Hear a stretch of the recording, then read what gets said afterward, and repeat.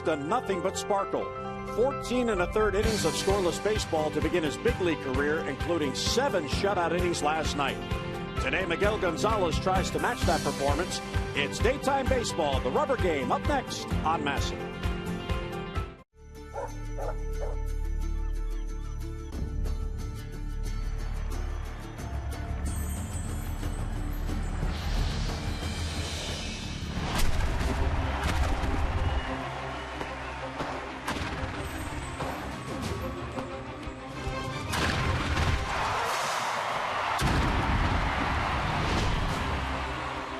It's the Orioles on Masson. We are inside the Dome at Marlins Park in Miami as the Birds take on the Marlins. It's the rubber game in this 3-game weekend interleague series.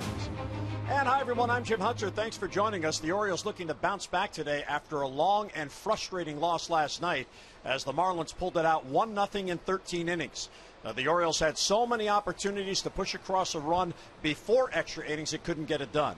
Now, Travis Snyder doubled in the 6th inning, and Mike Wright came to bat. And how about the pitcher? He hits a base hit up the middle.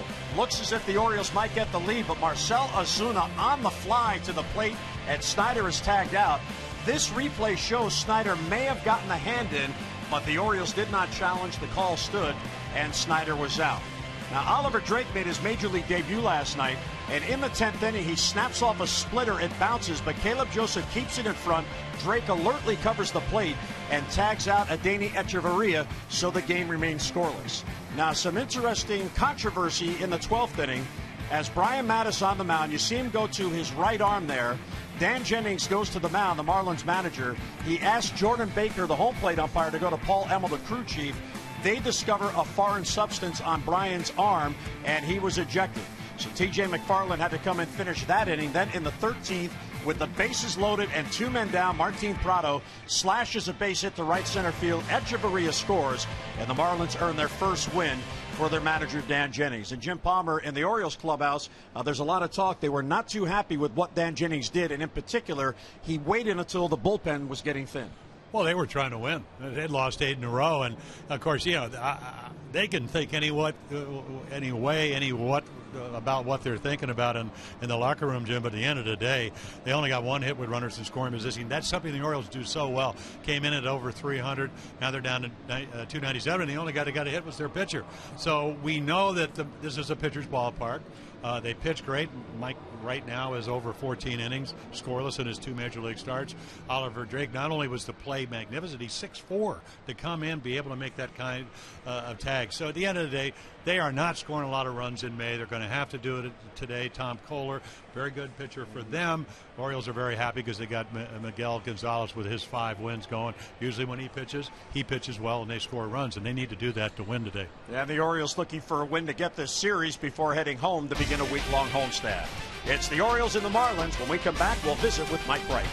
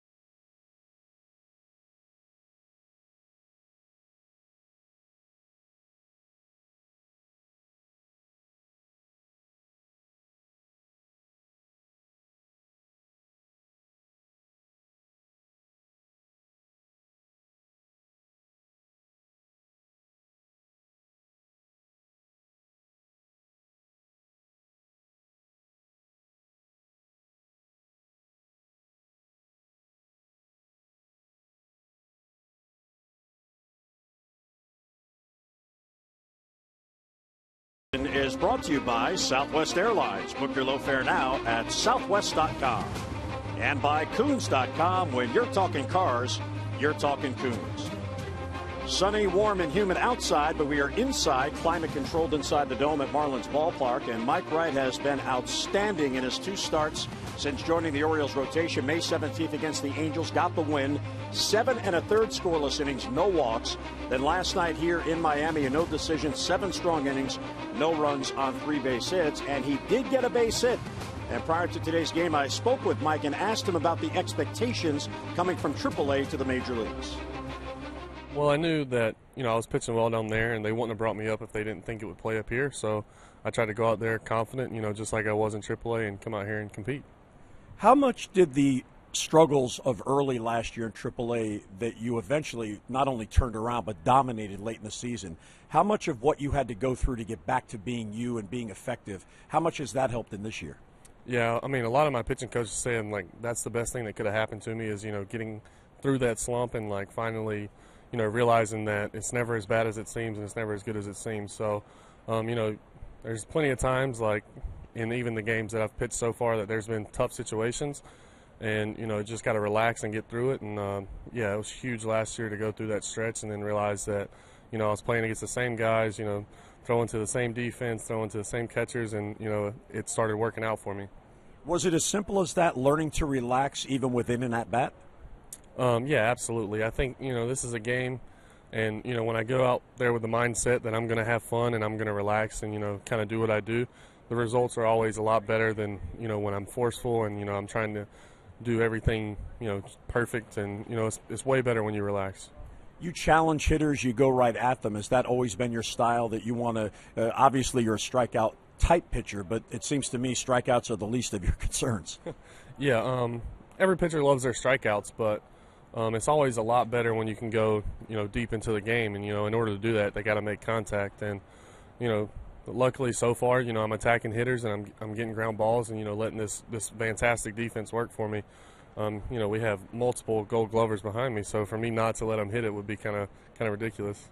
This game is all about performance, and when you're on the big league team, it's all about the big league team. Even the guys at AAA know that. If they're called up, they need to do a role. You're doing what you can control and not thinking about anything else. Is that how you're approaching it right now? Oh, yeah, that's kind of all you can do. I know I have options, and I know at any point, they're going to need some arms, and I can be optioned down. But for right now, I'm here, and I'm trying to help them out and, make it tough for them to send me down. All right, what was a bigger thrill last night, 7+ shutout innings again, or the base hit that almost got you the win?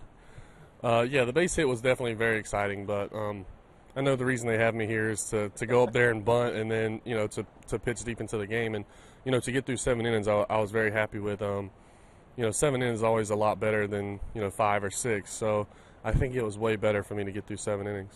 And it seems you and Caleb have a rapport, and, knowing him from the minor leagues certainly has to help. You're looking at a familiar guy.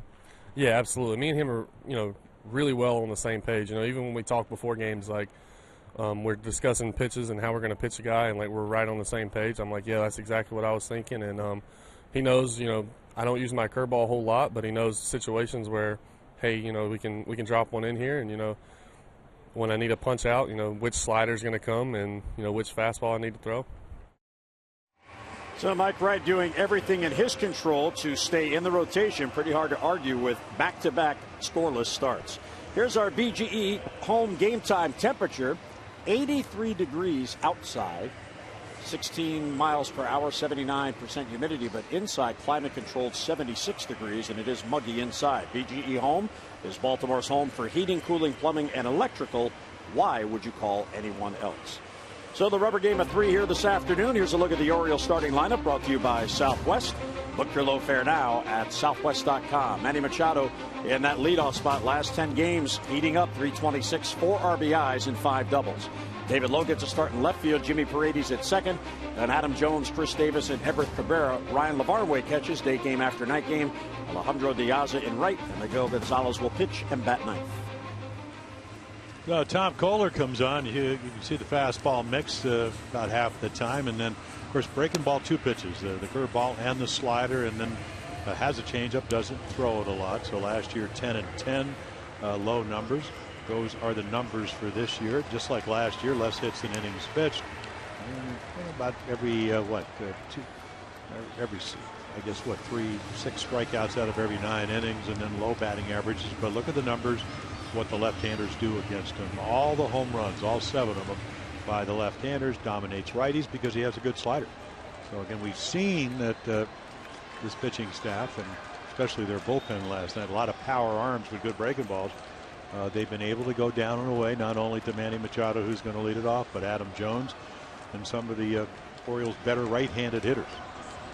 Well, only 3 of the Orioles in the lineup today have seen Kohler, as Manny Machado stands in, and we are underway. The pitch is up and away, 1-0. Manny, as we showed you, heating up. He's got a 6-game hitting streak coming into today's game, and he's got back-to-back multi-hit games. And he'll look over a strike, and it's 1-1. Of course, the Orioles trying to get this win and get the series. They are 1-1 in this series. They've won 4 of 6 overall, and Machado looks at a off-speed pitch for a strike, and it's 1-2. Yeah, a lot of sliders to Manny. They know he's a good fastball hitter. There's Mike Wright. You have pitching fame and hitting fame now. There's the curveball. Those sliders, hooks, try to get ahead. Manny's such a good high ball hitter, whether it's, you can go way in, but it's got to be way in. Out over the plate. He's a home run and double guy. Maybe in this ballpark, because it's a pitcher park, more doubles, unless he really hits one to left center and pulls it. Pulls that one to left, but right there is Yelich. And he's got it for the out and 1 away. Take a look at their defense. I live up the road, and boy, all spring, best young outfield in the league. Yelich 23, Ozuna 24, Stanton 25, Prado, Echeverria, Gordon, Bohr, who's red hot, actually played for Johnny's team in Baltimore for 3 years, and then Solano doing the catching. There's David Lowe getting a start in left field today. David, one of the 3 hitters who has seen Kohler, but he is just 1 for 2. What are their collectively? I read something like 2 for 16, something like that, all singles. Well, it's not a lot. Cabrera, Diaza, and Lowe are the 3 Orioles in the lineup who have seen Kohler in the past. And Lowe, first ball swing, slices it to left. But again, right there is Yelich. Yeah, he's a Gold Glover, and he's only 23. They locked him up 7 years. Pretty proactive. Everybody talks about the Giancarlo Stanton contract, 13 years, over $300 million. It's hard to say, $325 million. I'm sure he's happy about it, but Yelich, $49.75 million for 7 years. Just expecting him to do what he did last year, which was play very, very well. And of course, he hurts his back and he gets off to a slow start, and we'll talk about that more. Now here's Jimmy Paredes, 2 outs and nobody on. Jimmy moves down to the number 3 spot today. And Kohler deals a curveball. It's going to look at our American Standard, who's hot and who's not. Well, Paredes, red hot. And then Yelich, as we mentioned, really struggling. Came out of spring training, had a pretty good spring, hurt his back, and then had to rehab it, and then slow start. American Standard, who's hot, who's not. Celebrate the season with the American Standard All-Star event. Visit MidAtlanticComfort.com for amazing rebate and financing opportunities. Yeah, you can pick, if you're Tom Kohler, you can pick any of your outfielders and put the ball in play to them, because they can go get it. There's a changeup. So we've seen slider, 3 hitters, and we've already seen a good fastball. He was able to get Manny out up and in on 93. We've seen a good slider to Manny. We've seen the curveball. We've seen the changeup. Boy, the ability, when the scouting report says pitch this guy a certain way, and there's strike 3. No, strike 3 on the inside corner, and the Orioles go 3 up and 3 down in the first. We'll head to the bottom of the first. Miguel Gonzalez going to work.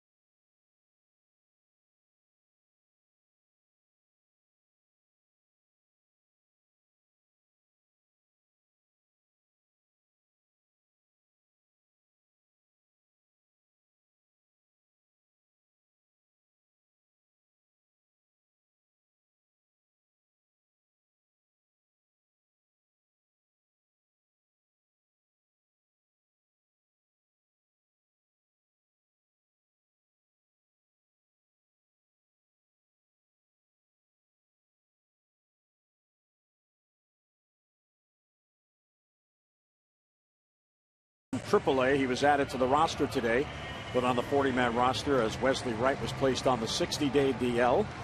And he is available in the bullpen today. Here is the Marlins lineup. D. Gordon, Marcell Ozuna, and Giancarlo Stanton. Career here in this ballpark, 61 home runs and 176 RBIs.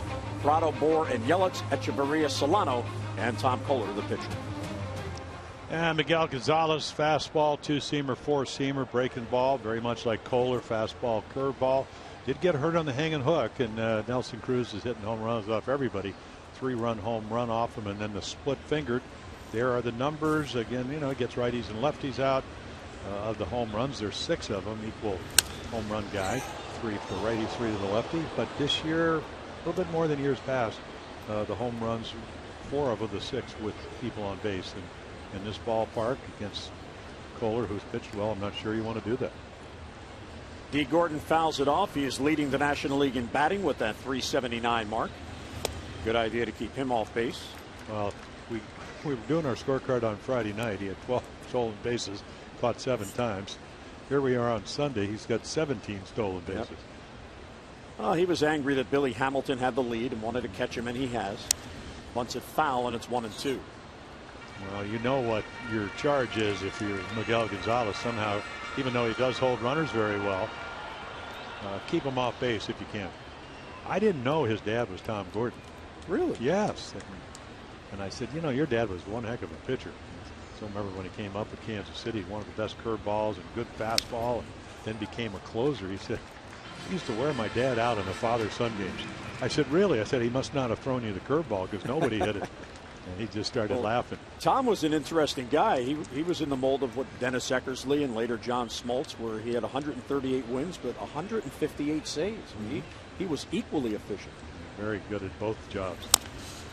Weak roller towards first. There's Davis. He'll step on the bag. And Chris directing traffic, telling Miguel, I got it. I got it for you. Well, that's the key. Get it and get to the bag, because that's what speed does. There's your defense. Lowe, Jones, and Diaz at the outfield. And again, immense outfield here in Miami. Machado, Cabrera. Of course, he came back middle of the week off the DL. Paredes playing second base. Then Davis, and then Ryan Lavarnway. Still looking for his first home run RBI of the year. Not getting to play a whole lot. Here's Marcell Ozuna, who had a good game last night, including that throw to the plate on the fly to get Snyder. Bobby Dickerson with a real good send of Snyder trying to break that scoreless tie. And it took a perfect throw, and that's what Ozuna delivered. And that's what he can do. The whole outfield throws really well. And the other part of it is this field not only is it big, it plays very fast. Infield's like AstroTurf. So what he did was he charged the ball. I mean, very little time to get rid of it, which is what you work on all spring, and threw a perfect throw. And he still, again, was very close. The throw beat him, but Travis Snyder had one heck of a slide. He really did. Surprised he didn't get hurt. It reminded me of the Fosbury flop a little bit. I mean, sliding and then coming almost on his back to try to get to the plate. Slap to right field. That's what Ozuna does so well. So down on the count, he has a one-out single. Well, I told you when I was talking to him, and I had a chance over the last couple of weeks because I knew we were coming down here to watch highlights and watch them play a little bit when they were out on the West Coast. Reminds me of Miguel Tejada, and this is what Tejada could hit. Now, he wanted to get the ball up and in, but he doesn't. So out over the plate, not where you wanted the two-strike pitch, and he takes advantage of it. And by doing that, not only you knew Stanton was going to hit in the first, now he gets to hit with somebody on. Well, Miguel to the stretch for the first time. Here's Giancarlo Stanton. And he'll take a strike, and it's 0-1. Stanton tied for second in home runs in the National League, and he leads in RBIs with those 40. And you can see the 1 for 9, and he hit he drove in that run in the first at bat on Friday night. Ground ball past the mound. Paredes will flip to Cabrera and back to first. There's a double play off the bat of Giancarlo Stanton, and Miguel gets out of it. One out single, none left. We're through 1 in Miami. Birds come to bat. No score.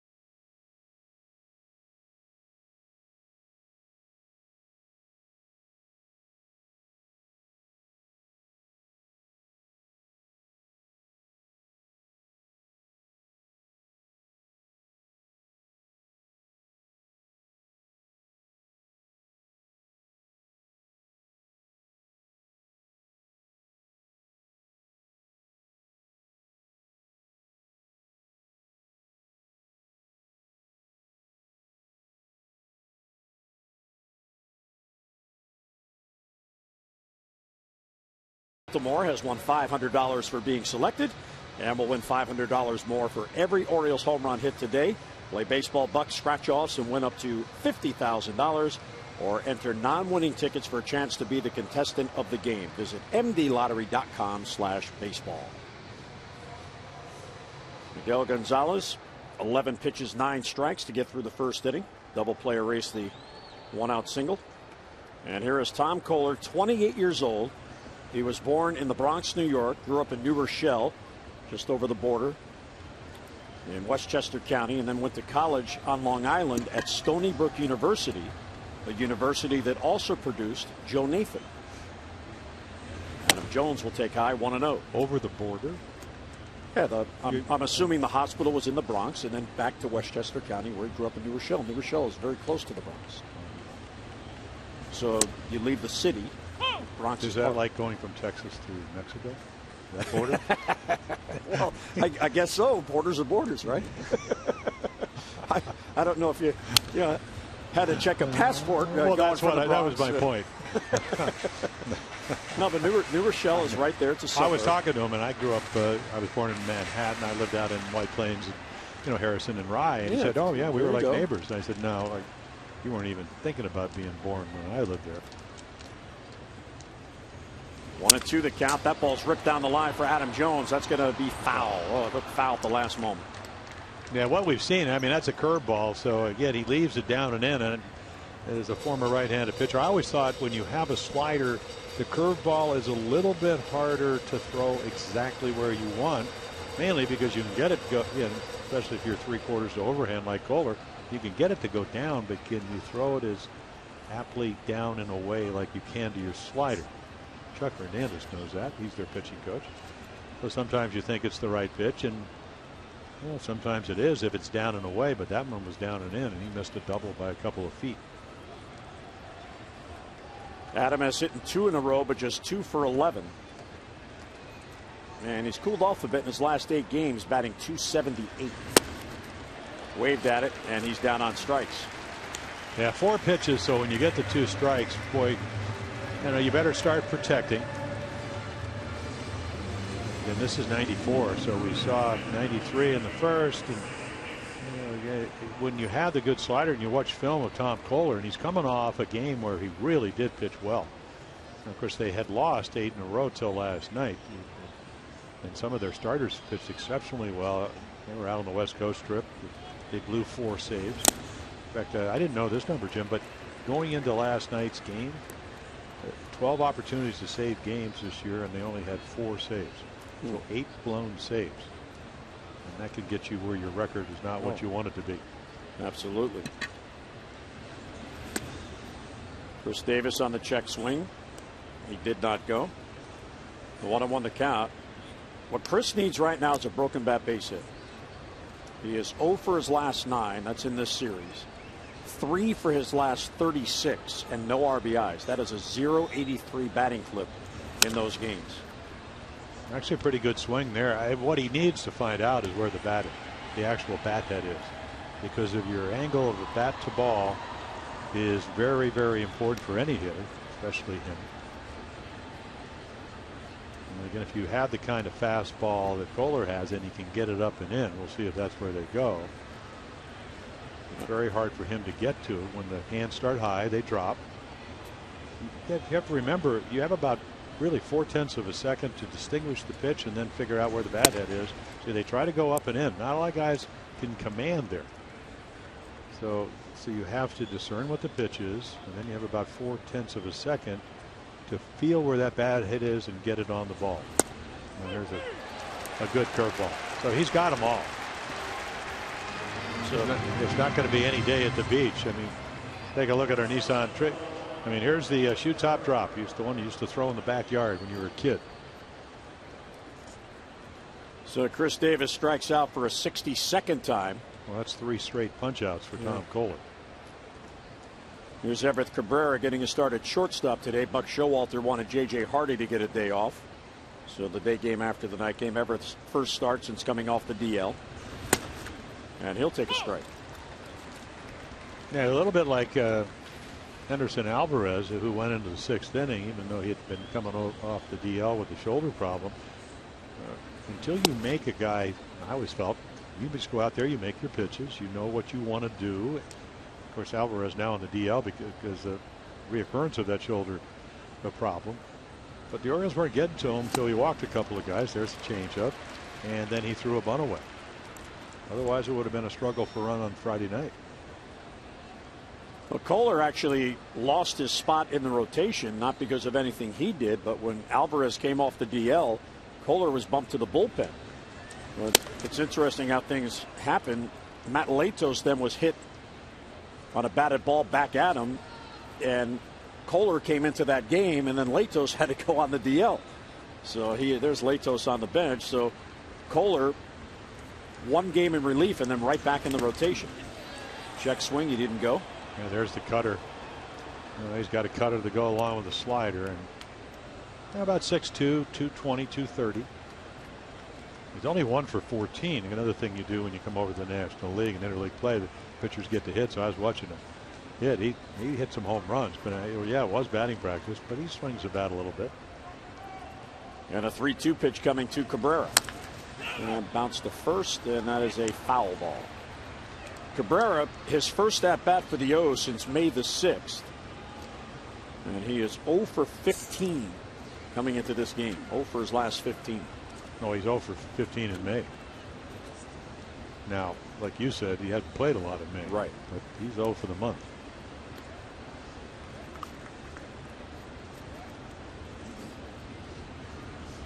It has been a struggle for runs for the Orioles. There's a bouncer towards the middle, but D. Gordon is there. And quickly gets it to first to get the hustling Cabrera, and the Orioles go 3 up, 3 down for a second consecutive inning. Mid-second in Miami, no score.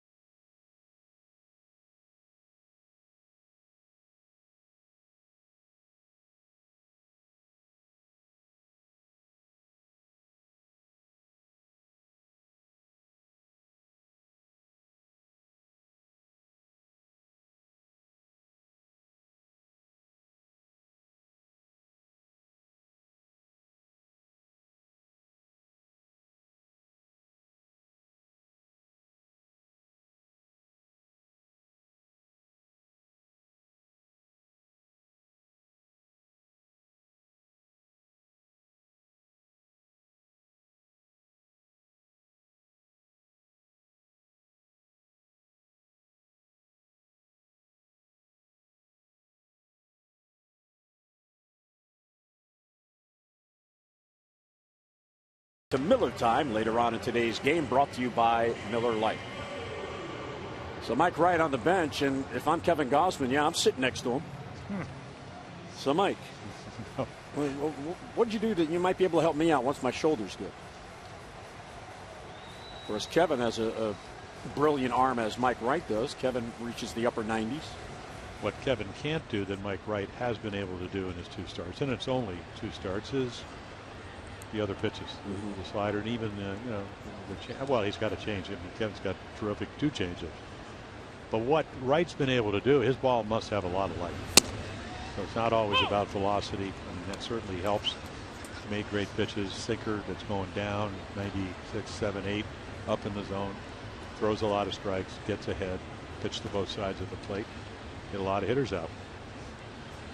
You know, you could tell, Jim, that the organization and the coaches in the minor leagues especially have done a very good job talking to these players and reminding them of the reality of players with options. Because Mike, in that interview we did before the game, as Prado hits it in the left field for a leadoff single, he brought up the fact where he said, look, I know I have options. I know they can send me down at any moment. What I need to do is force their hand and make them not send me down because of how I pitch. And that's what it's all about. Once you're here, it's all about you.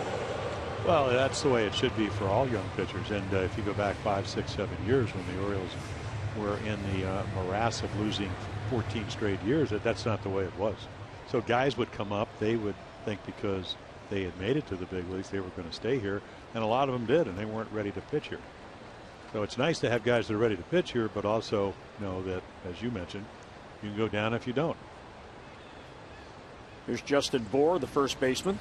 Yeah, that was Prado on a hanging slider hitting a single. And it's funny, I was talking to Tommy Hutton, who's done the Marlins what seems like maybe 25 years or whatever. And he said in the National League you probably don't pitch around Stanton like the Orioles did in the 13th to get to Prado, because you can get Stanton out because he strikes out a lot more.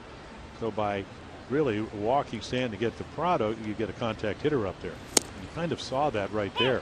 You leave a slider a little bit up. He doesn't hit it out of the ballpark like Stanton, but he does get his base hits. And of all the new players, Dan Jennings, who was the GM, now managing, said the guy that helps us the most with our young players and on the field is Martin Prado, because of his ability to hit the ball, and he's a veteran. There's a good changeup splitter. 1-2 on Bour. Yeah, so I get a text from Dean Albany, and so Justin Bour played on 3 championship teams with Leone's, Johnny's. So you can see when he hit that home run the other night to left center field. Isn't that a little higher in the power zone than lefties like? Well, there are some high ball hitters. Greg Nettles gave me tremendous trouble because he was a high ball hitter and I was a high ball pitcher. Line to right. That's a base hit. Piazzover trying to cut it off. Heading to third is Prado. Trying for 2 is Bour. Here's the throw. He makes it, and it eludes Cabrera, but it ricochets to Machado. There's a break for the Orioles. So a hustle double for Bour, second and third, and nobody out. Yeah, again, it's such a big outfield, and he's a big guy. I mean, real big. So he homers the other way. Frank Menachino, the hitting instructor, said we want him to hit ball to left, but look how quick his swing is. See, he's able to get the bat head to a ball. It's only 91. Gonzalez not a hard thrower. He gets it in, but that in enough, and then might have been very close if Cabrera was able to get the short hop and tag him. Or if you catch it, even though the ball bounces up. Remember, this is a really hard infield, almost like AstroTurf. Kristen Yelich fouls it back. So here's a young hitter that you need to, if you can, really work on. He's struggling. Not that he's not a good player. And Menachito said he's one of these young guys that he's able to sync up the bat head and his body. And not a lot of young hitters can do that. Orioles have the infield back except for Machado. And there's a bouncer that'll be foul on the first base side. Yelich, 23s, out of Westlake Village in California, which is the hometown of Rick Dempsey. I think Denver lives a little bit more up the road now in Calabasas, but it's the Valley. Kenny Singleton, when he played with the Orioles a couple of years, lived out in Westlake Village. Beautiful. I would call it a kind of a planned community of sorts. And another roller foul. So Yelich. Well, those are the splitters, and they're designed to strike people out because of the fact that it's so early in the game. The infield and the infield so hard. Everybody's back. You'll take an out here if you have to give up a run. And while Prado, he runs pretty well. I mean, he's not a base stealer, but he's got good speed at third. And won't chase the fastball. 1-2. Yelich 5 for his last 28. And Miguel, as Jim mentioned, hunting a strikeout here. Miguel has averaged 7.6 Ks per 9 innings on the year. That's up a strikeout from his career numbers. Yeah, walks up a tick. So is run support. That has a lot to. There's a bouncer to first. Backhanded by Davis. Thinks about coming home. Instead takes the out. And crossing the plate is Prado. And going to third is Bour. Again, trying to strike him out. So the whole kitchen sink, and eventually a slider, he's able to make contact. And for a young player that's struggling, there's your run. kind of inside, didn't get it off the plate a lot, and you're right about Chris Davis took a look, but took the sure out. Now you don't have the same kind of speed, and you bring your infield in and try to cut the run off. Danny Echeverria now.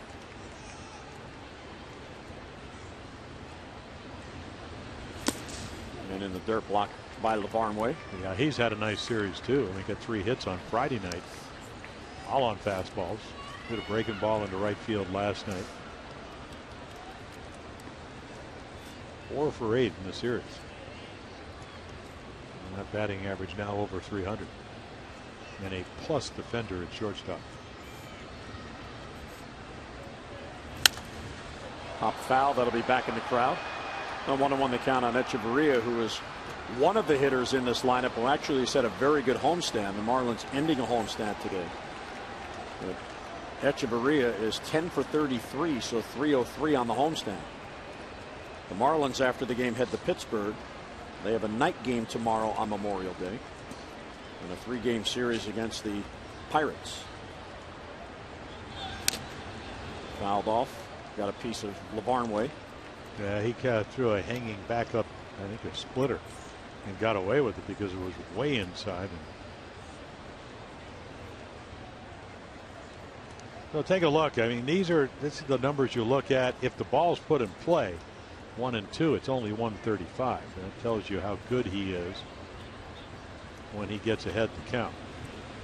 And tries to strike him out with a splitter, and Ryan Lavarnway. So 2 and 1, the numbers go up. So if you look at the average, 0 and 0, that's when everybody hits. Look how good he is early on because of the quality of his pitches and the difference. If you look at 1 and 0, he's contrary. Usually when you get ahead, 0 and 1, he's 321. 1 and 0, it's almost a reverse number for him. Looks like hitters try to attack that pitch so that they don't get deeper in the count. So he has a good fastball velocity wise today at 92. Probably pitches anywhere. I bet his average fastball is a tick over 90. And some nights we'll see him at 89 or afternoons. And yeah, there you go. Look at 133 on 2-2. Bounce towards third. That is a fair ball. Machado will freeze the runner. The long throw across to get Echeverria. Outstanding play there by Manny for the second out. Well, you got a shortstop when it comes to range at third. And then because Moore can't run, he goes back. I mean, right there, he doesn't really know if Manny's going to have to backhand it or not. So again, here's your shortstop range, and then never any doubt Jordan Baker better get out of the way. Manny wound up. Miguel an out away from getting out of this without any further damage. Here's Jonathan Solano. He is catching today. Day game after night game, just his 6th game appearance. Well, this is the National League. You better be very careful who you pitch to with the pitcher on deck. So again, Solano not playing that well. He's 1 for 13. Kohler 1 for what, 14. And if you're the Orioles, you're hoping that Solano makes the out here, so Kohler must lead off the next inning. But what if he doesn't? Then you go, why didn't I pitch around him and pitch to the pitcher? Well, 1 is off the plate. I think a lot of teams, because in the old days before the DH, and I did pitch in both eras, it used to be pretty automatic. Unless you didn't really want to, or unless you were, Gary Peters and you were playing the White Sox and who could really hit. There's a comebacker. Miguel will get it to first, and he gets out of it without any further damage. So nicely done. Marlins do get a run, but Strand Bohr at third. We're through 2. 1-0 Miami.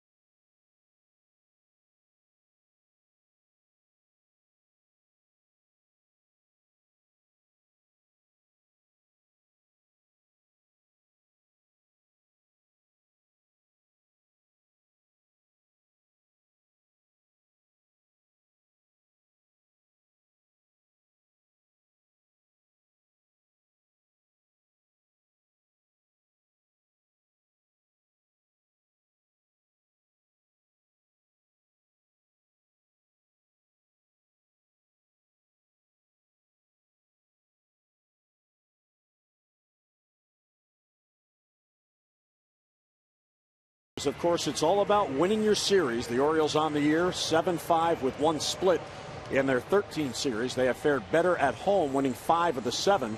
On the road, they are 2-3 losses with the 1 split at Boston.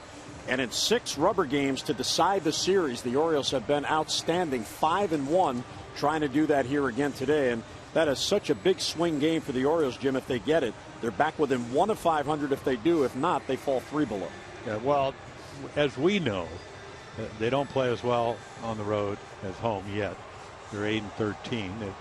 The ERA is lower, a little bit under 4 runs a game at 380. But the other problem is they don't score a lot of runs. I mean, what, 5.53 because they got to play the Red Sox and score 18, and Toronto can't pitch. And they got to play them at home. It's up over, what, 553, and on the road, 3.57 runs a game. And that's when you're giving up, even though your pitching's pretty good on the road and you're not scoring runs. That's how you win and lose ball games and series. So they need to do what they haven't really been doing, which is either really pitch well, which Gonzalez is capable of doing, and put some runs on the board like they did on Friday night. Here's Lavarnway. Diaza and Miguel will follow. Lower third of the lineup. 6 in a row retired by Kohler to begin the game. And he'll get ahead with a breaking ball. I mean, sometimes you need some help in scoring runs. That's the way it started Friday. The error by Alvarez, the walks by Alvarez. Kohler, and you can understand why with the dimensions here, loves pitching in this ballpark. He is 1-1, and his ERA at home is 1.61. That in comparison to 6.53 on the road. So 5 runs a game higher on the road than here at home. And he's ahead of Lavarnway 0-2. Well, he's got a very simple windup. As I mentioned, he's a little bit over 6'2". Looks like a pretty well-built kid when I was talking to him down on the field. But watch him tuck his chin to his shoulder. And that front shoulder becomes your steering wheel. So he stays closed and just kind of picks the leg up. And then you take that front shoulder, that inside lane, outside lane, and then he's got 4 pitches. And he doesn't have a splitter, but he has a changeup. And that's his way to slow the bat down. Lavarnway 0 for 6 in May. This is only his 8th start of the year. Breaking ball stays inside. Pretty good eye there, down in the count. Either that or he was fooled. Yeah, I think that, and sometimes those curveballs, they go around the plate, because that's what the umpires tell you, and you're asking where it was. And I think that was one of those. And the 2-2 is fouled off. He just got a piece straight down at the plate. Kohler's 17 big league wins. He's been in the Miami organization his entire career. 18th round pick back in 2008. Well, you talked about Stony Brook. He really didn't have good numbers there. That's why he went in the 18th round. And 3-2 on Lavarnway.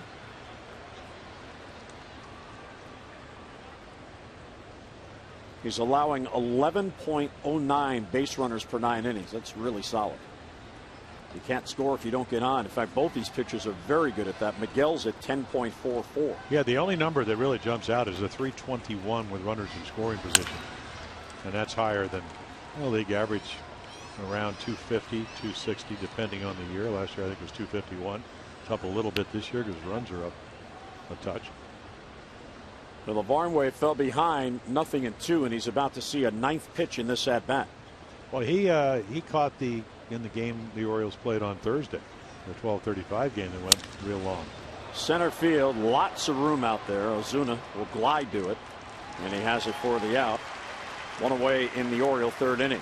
Well, the Birds are back home tomorrow. The Astros are in town. It's a special Memorial Day matinee 1:35.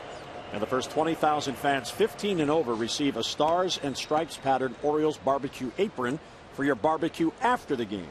To celebrate the unofficial start of summer, show your Birdland pride and come on out and join the Birds. For tickets, Orioles.com or call 888-848-BIRD. Here's Diaza in the number 8 spot. Skies at the center field. Well, what was that show? I mean, back in the day, Ronald Reagan, before he became governor, president, Death Valley days, brought to you by Baraxo, and he would be the host.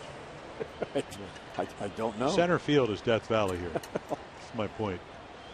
Can I find that anywhere? Yeah, you can YouTube it. We're 418 to the deepest part of the ballpark here. And I don't really understand why they build parks like this. Because I think it hurts the intimacy of the park when it's this big. Oh, absolutely. I mean, those fans out there in the outfield, they're way on. And it's a gorgeous park, and the roof opens and closes. It's downtown. Driving here is no more difficult than it normally is. You know what the Miami Merge is? No. You just go from one lane to another, 3-4 lanes. Don't put your blinker on. I mean, it's. You know, we had spring training here for what 20 years that I was playing for the Orioles. Yeah, it's some. So you're back home, blending. I feel in. Yeah, kind of blending in. I mean, I said people tailgating by about 12 inches. Miguel, a weak comebacker. Kohler gets it. So the Orioles, first time through the lineup, have gone 9 up and 9 down. Oh no. Alligators in the ballpark. Be careful, Cakes. He's got his eye on you.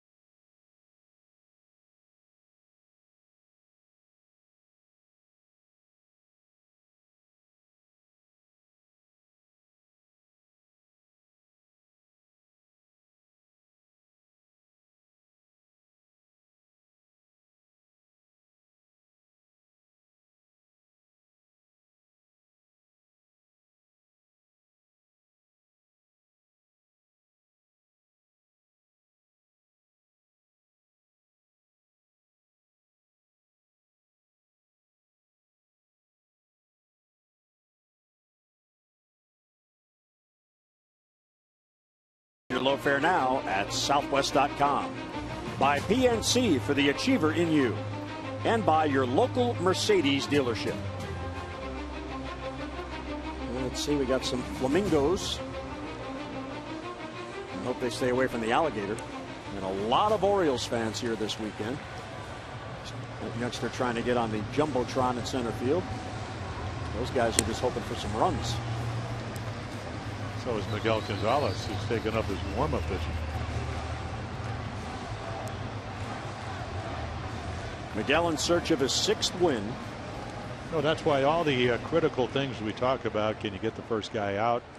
He did in the first inning. Got Gordon out, who's having a great series already with the 5 steals, but he couldn't get Prado out. Hung a slider, and you're right. You know, they did pitch to Jonathan Solano, and now you get the pitcher leading off. But he can swing the bat a little bit. You know, he takes that pitch. His batting practice is different. You know what's coming. But boy, he probably hit 5 balls over the left center field wall the other day. In fact, all the pitchers were out. Starters were out hitting. Well, they have a little contest, don't they? Oh, I was talking to Matt Latos, and he was swinging the bat, but he said I had this huge knot where he got hit with that line drive, and then because of that, you know, they DL him, and you know, Alvarez pitches Friday, had shoulder problems. Again, a recurrence of it.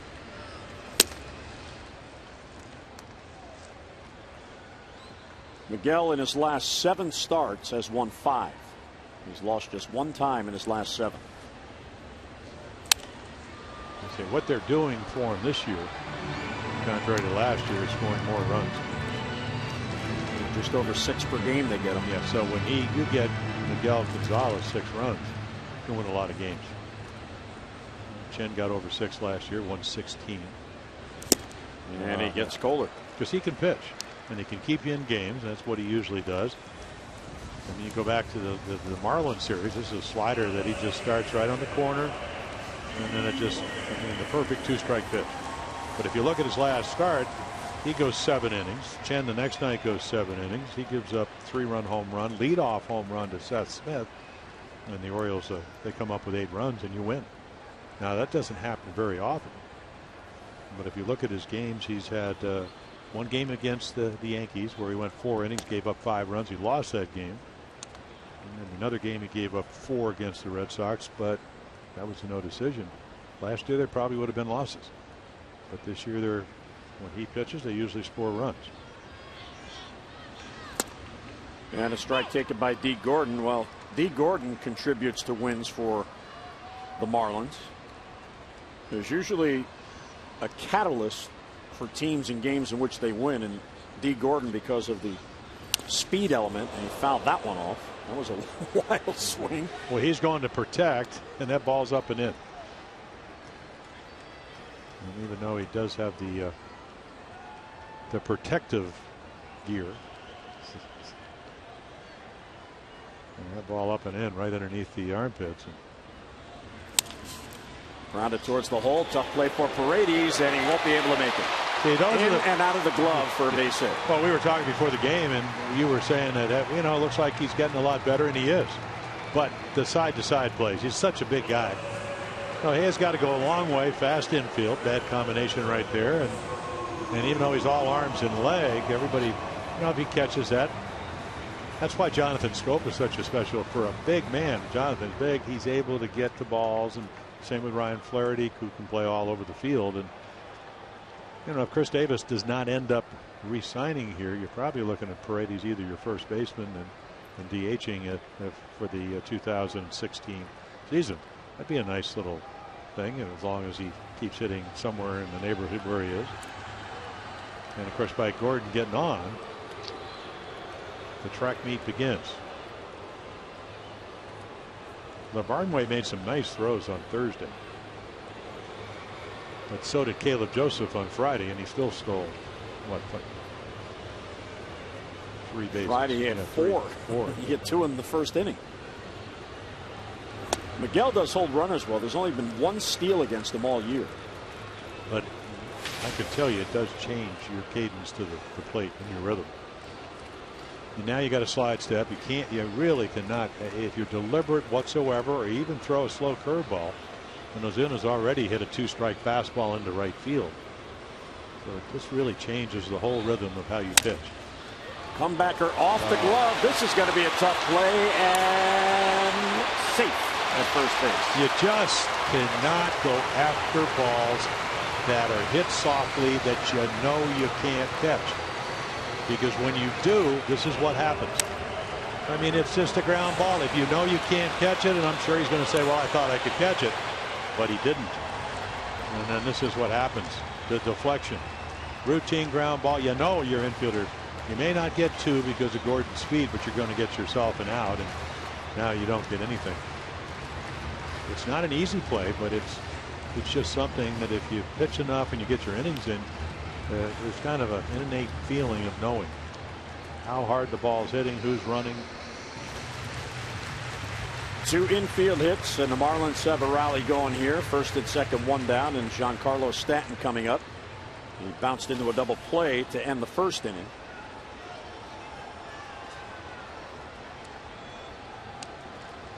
Stanton now in his 6th season with the Marlins. He's hit at least 22 home runs in each of his first 5 seasons. Bounces in there, and Barnway makes a nice play. He also has 3 seasons with at least 30 home runs, including last year's National League high of 37. Yeah, if he doesn't get hurt, if he doesn't, Mike Fiers does not hit him in the face in Milwaukee, he's probably going to lead not only the National League in home runs, which he did, but he's going to lead the majors. He was hitting him quite regularly. 2 on and 1 out. So even here, I mean, with Gordon, Paredes starts right behind him, the second baseman for the Orioles, but he has to get into position.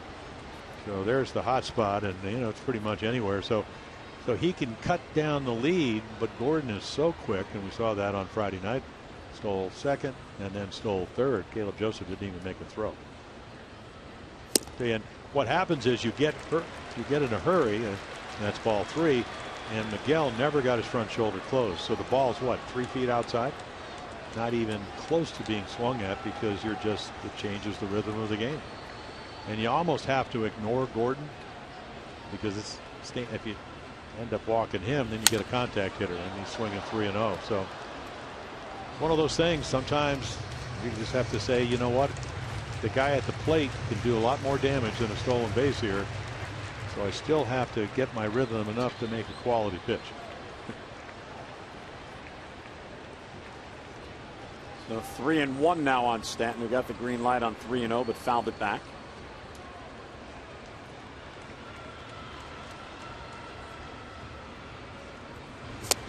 Oh, good splitter. Well, Miguel has allowed 5 hits so far in this game. He's allowed 5 or fewer in 11 of his last 14 starts, going 9-4 in those games, with an anemic batting average against him, 207. With the 2 infield hits in this inning, and he's already up to 5 hits here through 2 1/3. 3-2, and bounces past Lavarnway. It was ball 4 anyway. Gordon with a big turn around third, but he'll hold. So the bases are loaded with 1 down, and the Marlins on 2 infield hits and a walk have 3 on. Yeah, you can't do very much about the infield hits. It gives you an idea that, first of all, the Marlins, they're not as bad as they've been playing. I think anybody that watches them play, whether you're a scout or your opposition, they know that. They just got in a horrible rut. Not playing well defensively, not getting games closed out that they should have closed out. But they have speed, they have power, they're a good defensive club, and they're pesky, especially at home. So here's Prado, who singled to get the rally going in the second. Bounce towards third, backhanded by Machado to second. 1, Paredes back to first, not in time, and a run scores. Manny double pumped in that split second more. Tough play for Paredes, because by the time he got it, Stanton was right on him. Yeah, and the other factor is that ball comes up a little bit. Not too many third basemen catch this ball.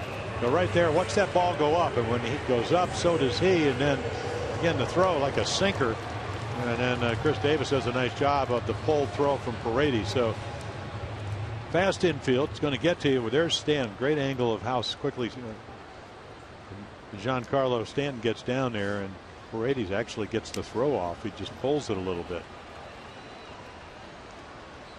So an RBI for Prado. He's been involved in both rallies, and here's Justin Bour, doubled his first at bat. Young man out of George Mason University in Fairfax.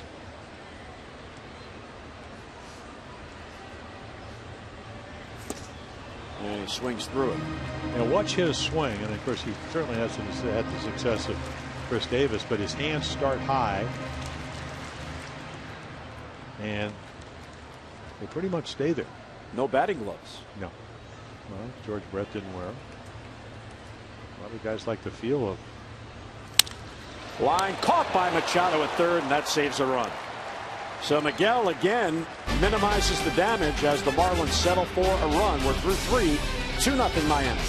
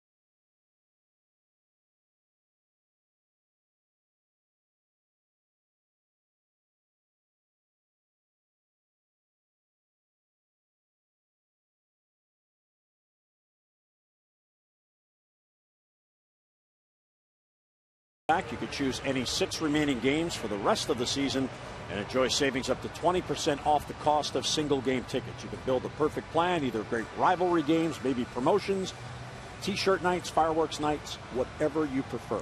For all the details, just go online, Orioles.com/6pack, or call 888-848-BIRD. Buck Showalter with Ryan LaVarnway. And as Ryan came off the field, the skipper saw something and immediately brings it to the catcher's attention. So here is Tom Kohler, 9 up and 9 down on 41 pitches to get through 3 scoreless.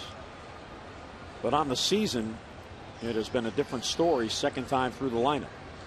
And here's Machado, who bunts third base side, but it rolls foul. And Kohler makes sure it stays foul. He flings it towards the dugout. It's kind of like the roller coaster.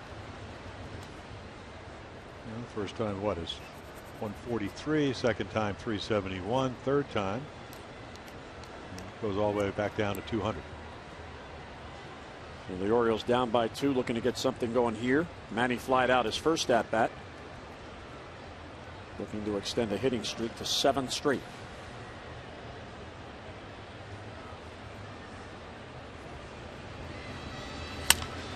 And another lazy fly ball to center field. Yeah, very hittable pitch, and just pops it up. High slider. So look at Kohler. When Tom goes, 0-0. That's again when they put it in play. Usually well over 300.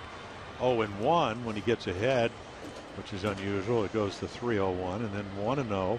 You can see hitters have much better chance. And then the critical counts. What happens when you go from 1-1 to 1-2, 250, then you go to 2-1, it goes to 330. 180-point difference.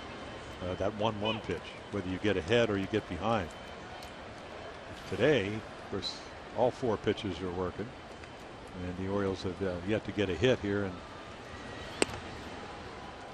the 4th inning. Yeah, it's nice to be able to get into the 4th inning and only facing your opposition for the second time. David Lowe, 1-1 the count. And a chopper, that'll be foul. He is from Mercyhurst College, David Lowe, his alma mater. And today, his alma mater, Mercyhurst, is in the NCAA Division II World Series. First time ever. That game starts at 3 o'clock. So we wish David and Mercyhurst luck in the NCAA Division II World Series. Where is that college? I want to say Pennsylvania, but I'm not 100% sure.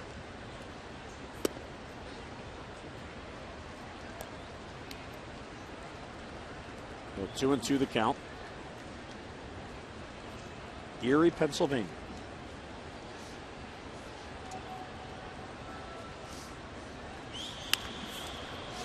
Backhanded by Bohr. Gets it to Kohler, who gets there just ahead of David Lowe. Well, they said that Justin Bohr can pick it over at first, and they got him in the AAA draft.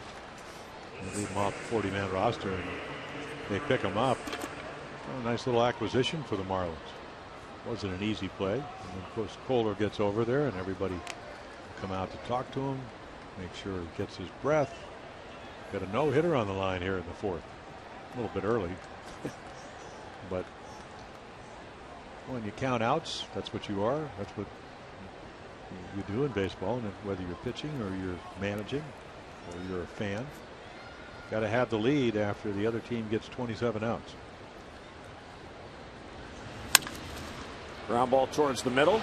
Diving play by D. Gordon. The throw, and out at first base is Paredes. So Gordon robs a base hit for Paredes, and the Orioles go 3 up, 3 down for a 4th consecutive inning.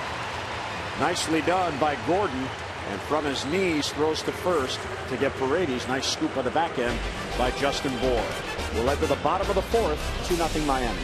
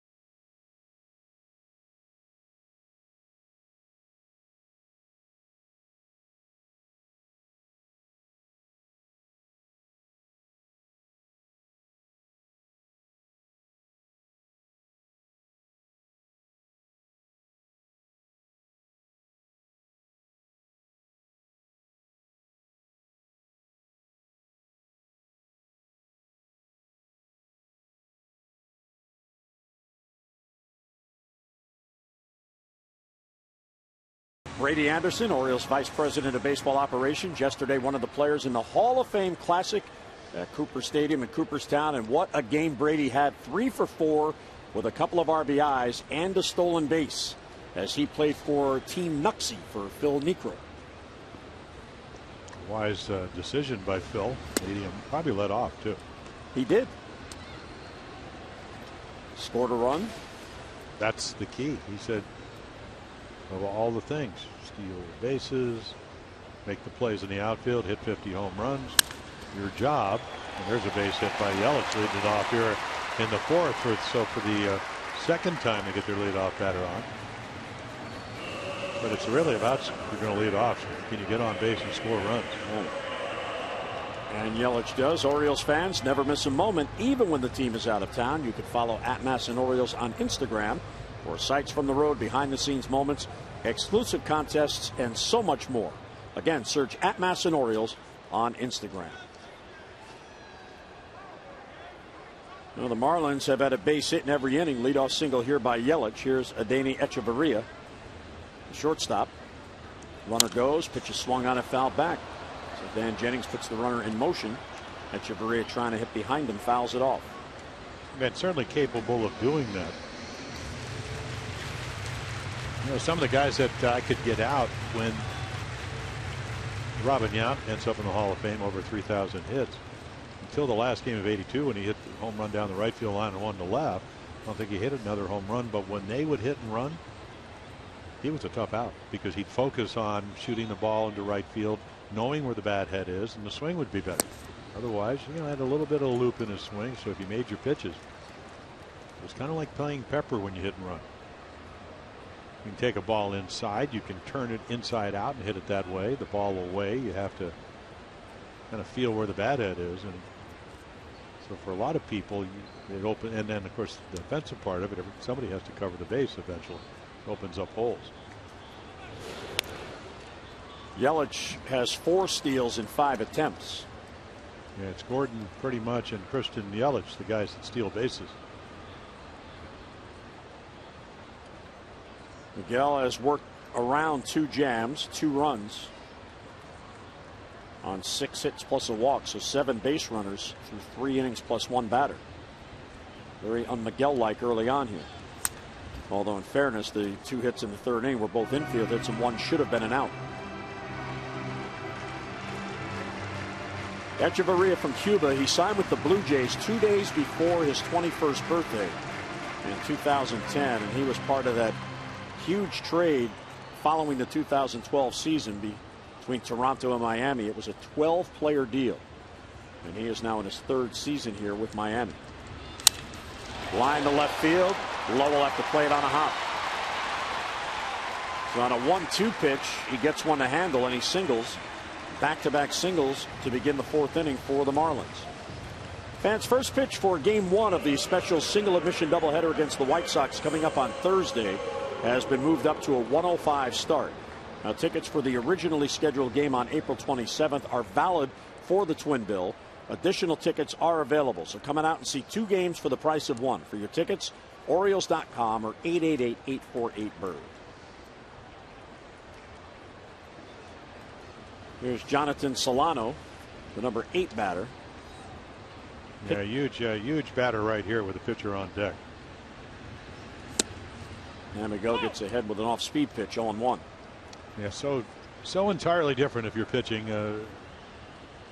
If you had a DH or you had 9 hitters, you may be bunting here. Already a 2-0 lead. You want to add it, you can move the runners in. Buck Showalter would have to decide to play his infield in. Fly ball would score maybe your 3rd run. But over here, he's not going to be bunting because the pitcher is behind him. And that's why it's easier to pitch in the National League. Maybe not today, but for Miguel Gonzalez, but normally. And the 0-1 is right there for a strike, and it's 0-2. Solano, former Nat. He signed with the Nationals in 2005, and he was released following last year, and he signed on here, and his brother's on the team as well, Donovan. We've seen him already as a pinch hitter. Out of Colombia, the 2 Solano brothers two of just 15 players from Colombia to play in a major league game. 0-2 the count on him. And foul back in. Edgar Renteria and Orlando Cabrera, probably the two most famous from Colombia. Two outstanding shortstops. Oh, Echeverria, he reminds me of Renteria or Cabrera? Well, no. Who else did you mention? Got the game-winning hit in 1997. The other shortstop. 0-2. Out of Colombia. Yeah, they very, very much alike. Weak ground ball. Glove. Miguel goes to third and out at third base. Wow, was that a slow developing play? And here comes Dan Jennings. Well, that's the only play he had because he wanted to try to get the lead runner. Now he had to play at first, but heads up play by Manny Machado to even be at the bag. And they will not challenge. I mean, because he doesn't have. I mean, all of a sudden, once you, and he makes a nice play to catch it, but right about here, he's already coming towards third. So there's Manny. There's the throw, and it does beat him by really maybe about 10 inches, I think. Well, that's a tough play on Manny. He's concentrating on the ball and the foot to get on the base, and clearly there by that replay he's out. Well, the good thing is you're lucky it's a force play. And that's probably why Miguel took it. Now his only other play, and I don't know how well Solano runs, would have been at first base. So first and second with the speedy Yelich retired. Here's Kohler. Orioles expecting a bunt. Miguel instead throws back, but getting back to the base is Echeverria. How often do you ever see a 1-5 putout? Not often. Especially on a non-bunt play. Sometimes there'll be a bunt too hard right back to the pitcher. That was a real good pitch by Miguel. Solano hitting a weak chopper. Kohler struck out his first at bat, trying to help his cause here with a bunt, and he's going to swing away, and he takes it high. Yeah, you got to be careful, and that's what they worked on. And talking about it Friday night, such a distinct advantage because you, at home, all the pitchers hit. On the road, you hit the day, unless you come out early, you hit the day you pitch, or the day before, so you get a couple of days. The ability to bunt, the ability to hit, over in this league, talking about the National League, I mean, it's really big. Another attempt, and Echeverria gets back in. Of course, every year there's a debate about, since there's an interleague game every day and both leagues cross over, why not play with one set of rules? So either make the DH universal for all 30 teams, or get rid of the DH and play under one set of rules.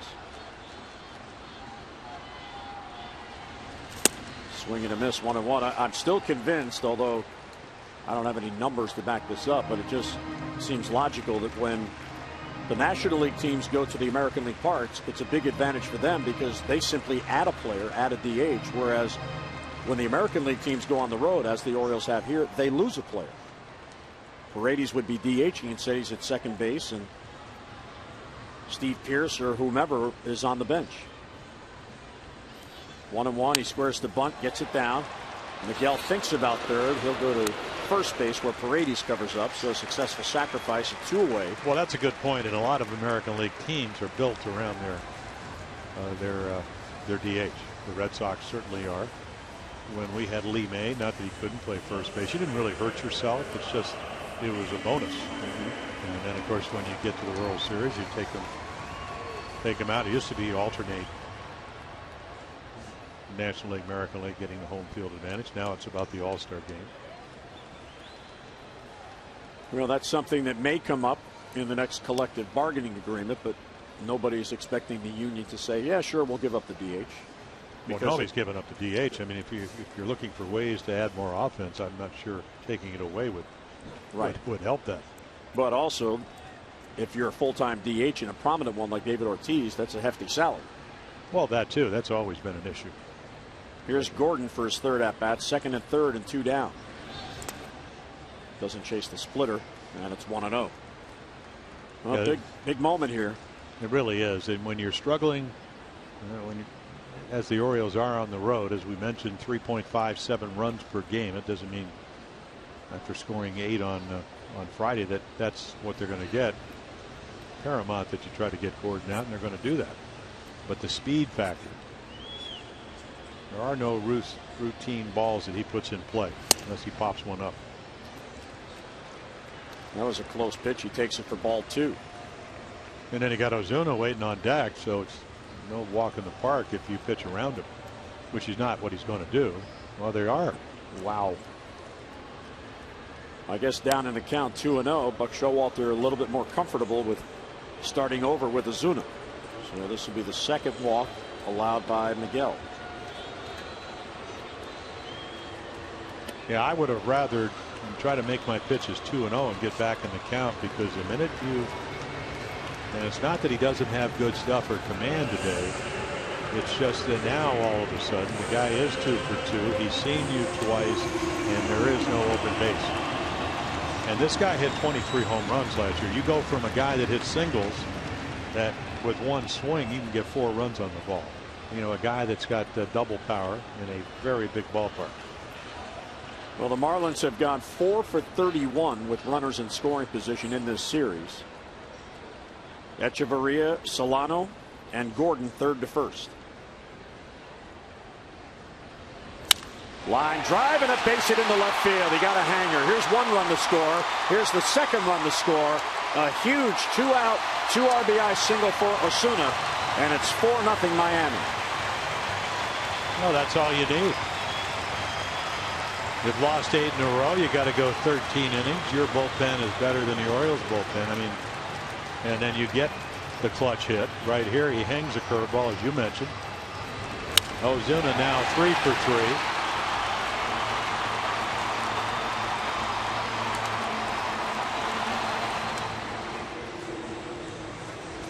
So Ozuna with a huge blow with 2 down. Here's Dave Wallace out for a chat. It doesn't get any easier with Stanton coming up.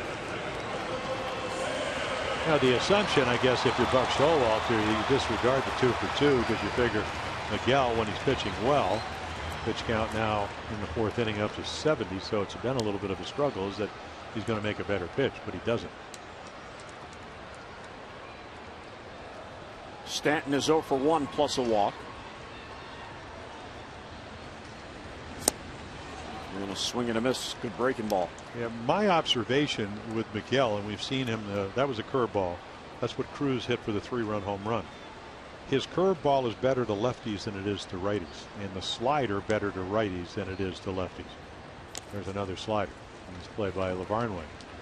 And the reason I told you, when Adam Jones almost hit the curveball down the line off of Kohler, who hasn't given up a hit through 4. He missed by what, a foot and a half? It's harder to spot your curveball. So the intention is to throw that curveball low and away. The slider is easier pitch to do that. Doesn't chase the splitter. 2-1 on Stanton. Jim, you've been out there where you don't get a lot of runs. Miguel certainly knows how well Kohler's pitching, and every pitch has so much importance. And it's very difficult to relax. You know, you can't give up any more runs. You've already given up 4 more than you wanted to. Foul back out of play, 2-2. And now you're 1 pitch away from ultimately, with this guy's power, being down 7-0. Well, Stanton, when he came to the major leagues in 2010, went by his middle name, Mike Stanton. And then for 2012, wanted to go back to his given name, Giancarlo. And as well as he hits, the Marlins were fine with whatever he wanted. Yeah, right. Well, 3-2, the runners will be off. Yeah, very low number, and you know, 162 games have got to go up a little bit. And he got him. So Gonzalez gets out of it, but 1 batter too late. As Ozuna drives in 2, we'll head to the 5th. Birds down by 4.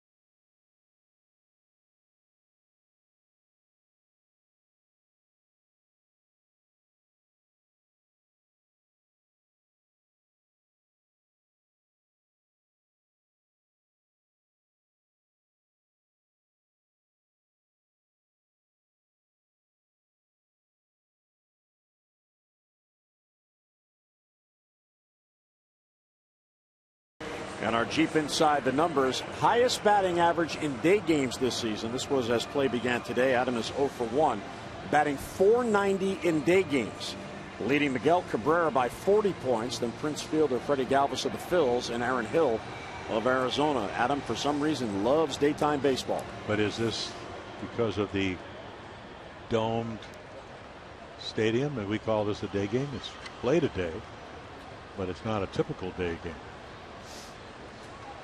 Right, Jim? Well, we'll see how it plays out. If he takes an offer, it's a dome. If he gets a couple of hits, it's a day game. Either way, that's what the Orioles need.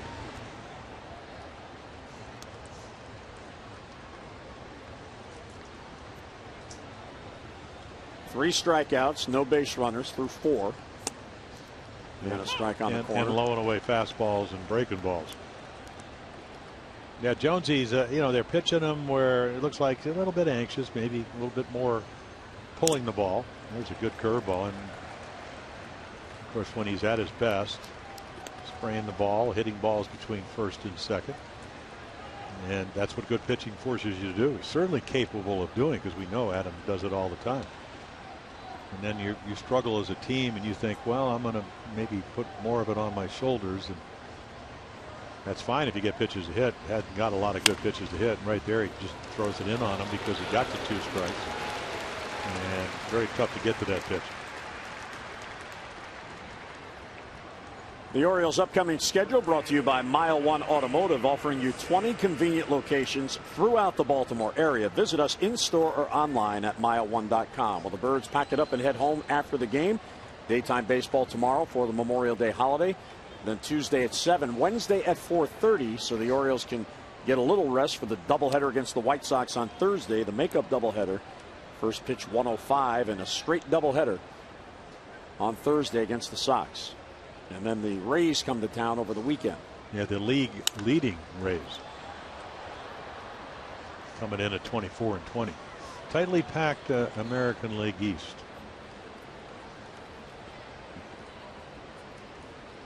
With only 2 teams over 500, Tampa Bay and the Yankees. Upstairs with a fastball, 2-1 on Chris. Well, I certainly might be thinking about bunting here when nobody's even over on that side of it. Changes now with 2 strikes. Yeah, it's a situation where when you're down by 4, it would be a great idea. Get on base. Well, Buck Showalter talked about it, the Orioles manager in spring. Everybody's going to know how to do that, but that didn't happen. It's amazing, even around baseball, you just don't see it that much. Hitters are who they are, and regardless of the shifts, they. Well, I did read something, and we've seen Ryan Flaherty before he got hurt actually embracing what Scott Coolbaugh, new hitting instructor, said, use left field, and people said we might have to revisit the shift on Ryan. And there's the Orioles' first base runner. It's a 1-out walk in the 5th. Well, this is the way it started in the 6th on Friday. Score was I think 3-0 at the time for Henderson Alvarez. Walked a couple of guys, and then with the pitcher bunted, and he heaved it down the left field line, and things changed in a hurry. Everett Cabrera starting at shortstop today, grounded out to second base his first at bat. Well, it's no doubt in my mind when I look at this lineup. David Lowe, saw Robbie Alomar on his way to the Hall of Fame when he was an Oriole for a couple of years. Do it every day at home. Came out, worked on his bunting. Lowe should know how to bunt. Cabrera should know how to bunt. Diaza should know how to bunt. Ground ball towards the middle. There's a base hit on this fast infield. There's the first hit for the Orioles, and it comes on the first pitch from the stretch that Tom Kohler throws in this game. So they get him a 4-0 lead, which is about a half a run more than they've been averaging for him, and now the Orioles. Well, you mentioned second time through the lineup, it gets what, 351, and right here Cabrera, second time he faces him, able to single up the middle. So this is what you were talking about, a little bit of a familiarity, and it could be that he doesn't make good pitches. That certainly looked like a change up. He ended up walking Davis. That's exactly what you don't want to do with a 4-0 lead. The Farmway takes a high strike, 1-0. And then he got underneath that slider. Now for Kohler, he faced 13 straight batters from the windup. How big of a difference is because of how long that went? Does it affect him from the stretch? If I was into the 5th inning where I hadn't thrown one, invariably you would think somebody's going to get on, even though I'm pitching well. So when you take your windup, you get 9 pitches. You take some from stretch. Otherwise, you're not. Now, to be quite honest, I didn't notice if he did that, but he should have. That's common sense. One of those things that you would just anticipate people getting on. That'd be like never warming up when you do your side work from a stretch. LaVarnway fights it off to stay alive at 0-2. Jazz Rowe just called up today. Yeah, well, because of the National League brand of baseball with a pitcher on deck, it's actually 2 down. If LaVarnway would get on and then Diaza, all of a sudden you'd have yourself a pinch hitter. What Ryan LaVarnway, he doesn't even have to hit a ball hard here. Just dump one in. It's a huge park. Trying to find a hole. Check swing. There's a good take. Andy Fletcher saying he checked in time, which he should have said, "Are you kidding me?" That's what he really should have said. The Marlins ask on every check and swing. I don't blame them. I mean, because you don't know what the umpire is going to see. Yeah. Well, you're right. So why not?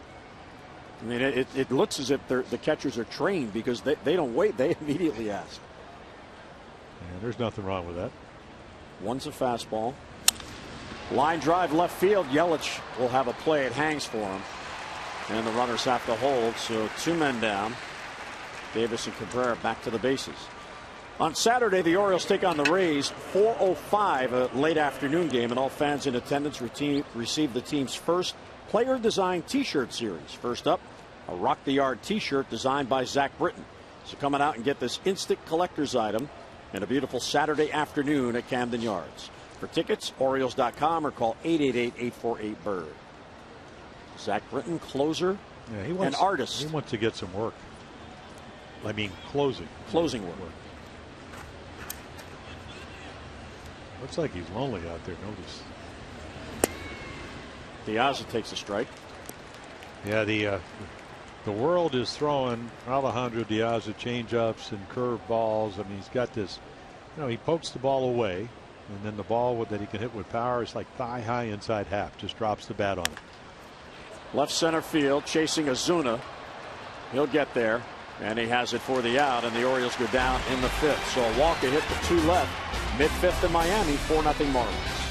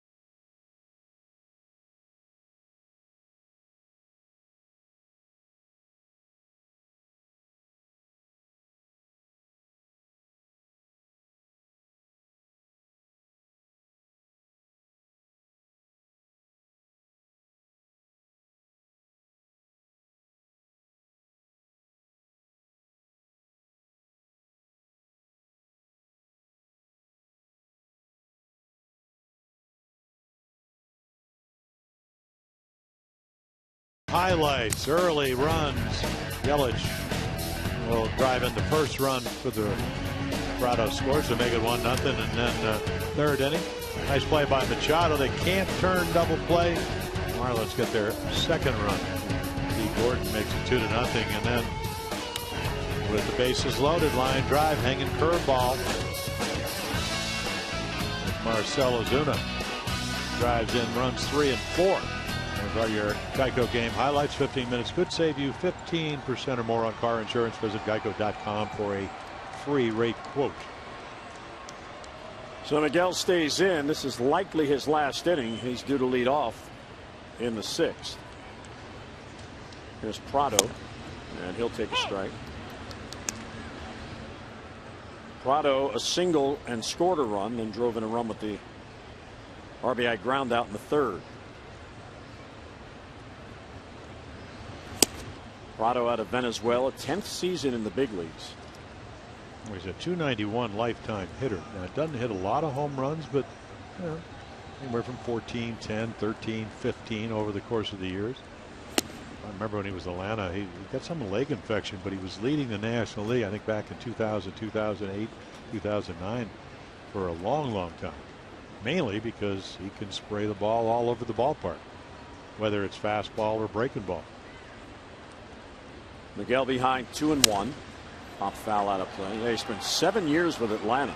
Yeah, when you start, Jim, when you start looking at numbers and you look back, let's go to 2010. He's up 599 times. He strikes out 86 times. That's 600 at bats. So he can get the bat head to the ball. And that was the point Tommy Hudson was making, that you have probably a better chance of Stanton, and they walked him to get to Prado last night. It's not that Stanton can't hit. Better chance of him making contact and in a big ballpark putting the ball in play than probably Giancarlo Stanton. Inside, nearly hit him. Ball 3. Oh, he just flicks balls foul and gets behind the count. Now he's probably, you know, I always looked at 3 and 2 at leadoff hitter, is that he's ahead in the count because you have to throw a strike here, otherwise he'll take the walk. He spoils it and fouls it off. Yeah, I was down in the I've never been in the Miami locker room. And talk about a nice facility. As you walk in, there's the batting cages, and I mean it's a little bit more friendly. The Orioles have it. You just have to. It's not part of their clubhouse. And I was talking to Dan Jennings, the manager, and ran into Chuck Hernandez, who I've known for years. And I went into the video room. Somebody asked me to sign some baseball. It was Cullen McRae, and his dad was Hal McRae. Oh, how about that? And he's been with the Marlins 19 years. Wow. He's been their video guy. He started, I think, back when they won the World Championship in 1997. He looked young. Dad's doing all right. Kind of out of baseball for the moment, but Hal could flat out hit as a DH. I mean, look at this. This is what we're talking about as far as making contact. And I think this is the point that Tommy Hutton, who broadcast for the Marlins, was saying. This is the guy they wanted up in the 13th inning last night, because he's a contact hitter. As it turned out, he got the game-winning hit. There's the 11th pitch in this at bat. Fouls off another one. And like I said, the count's 3 and 2, but it's in the favor of the hitter because you have to throw him a strike. Either that, or you have to entice him to swing at something out of the zone, and then you never know if he's going to do that. That's why it's so tough to pitch 3 and 2. That ball's hit well. David Lowe back on it. Way out there. It is gone. It carries out. 12th pitch of the at-bat. He got one to handle. And it's a 5-0 lead for Miami. I know it seems like a cliche, but they always say the more pitches you get to see, the easier it is to hit. Now, that was not an easy at-bat because Gonzalez made a lot of great pitches. And eventually, when he doesn't, look what happens. This is right down the middle, and then he hammers it. So away he pulled it, and this ball was smoked. Kind of where Justin Bour went the other way the other night against the Orioles. Jose Fernandez, young pitcher. Tommy John hopes to be back right after the All-Star break. So that was on the bat, folks. 12 pitches. And obviously Miguel Gonzalez did not get the outcome he wanted. 2-0 on Justin Bour. You got to remember about these Marlins, and they go 8-game losing streak. Mike Redmond, their manager, gets fired, but they went 3-11 and then 9-1. That's not easy to do.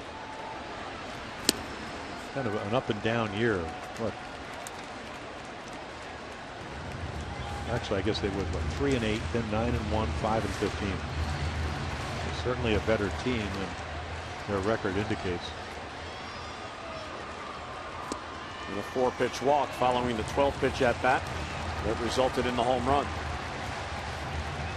That was the third walk allowed by Miguel. Well, yeah, your bullpen after you're going 13 innings and a lot of innings on Friday night. You had the long game there as Chaz Rowe. So I'm sure this is Dave Wallace saying, Miguel, if you can, pitcher up next inning.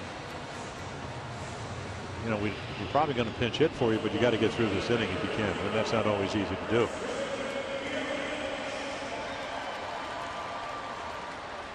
So Miguel will go to work on Christian Yelich. See, the pitch is now at 92. Marlins have had at least one hit in all 5 innings in this game.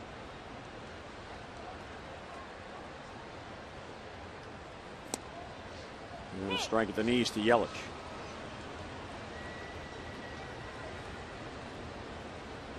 Yelich, a youthful looking 23. Youthful. Looks like he's somewhere about to go into an American Legion ball. Or the prom. Well, that's kind of the same age. But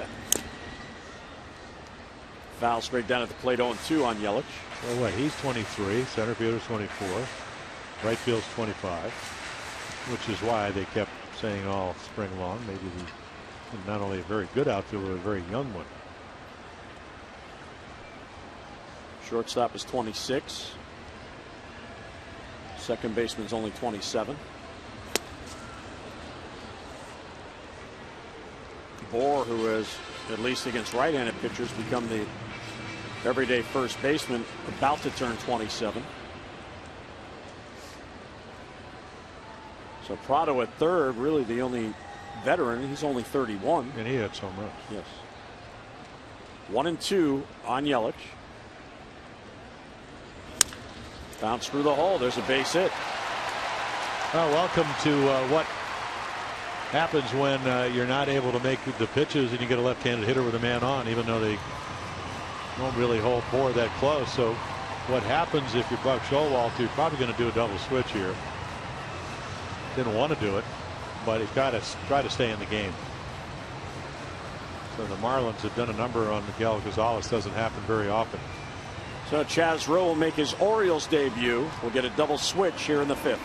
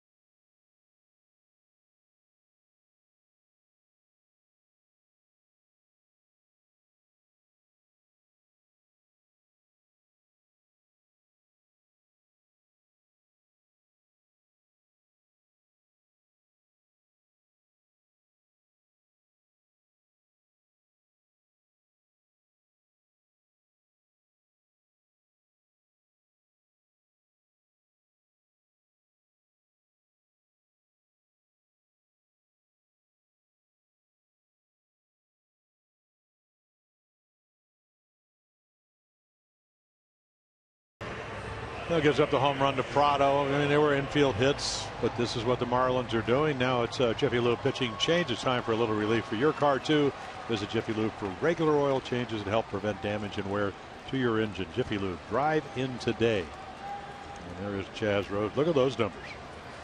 Yeah, actually I got to see him a couple times in spring training. Didn't have a great spring, but certainly AAA doing a nice job.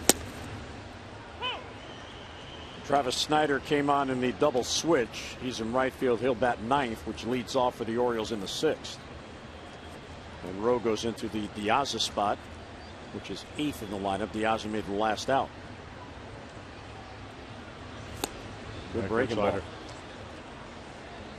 Chaz Rose had 24 prior major league experiences.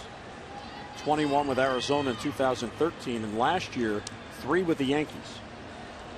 Well, we saw Oliver Drake come in and pitch 3 innings, and he was the closer down at AAA Norfolk, and gets away with that slider. But he, of course, throws fastballs and splitters. Threw a lot of them. Yeah, he looked good, and they went down. And 92, 93, Rose right around that number with a hard slider when he gets on top of it. Big guy.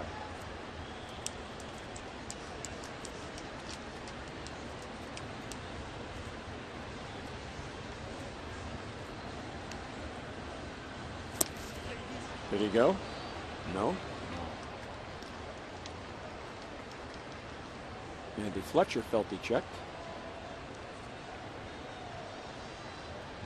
You know what's funny is that he was able to control the bat head and kept his hands going, but the bat back. That's why they didn't call that. Pop foul. That'll be back in the crowd on the first base side. Well, Perry Hill's their infield instructor. He's down at first base, and he said Hecha Maria is going to be not only, we've seen how good he can hit, and he's on one of those hot streaks, but he's a good enough shortstop to win a Gold Glove.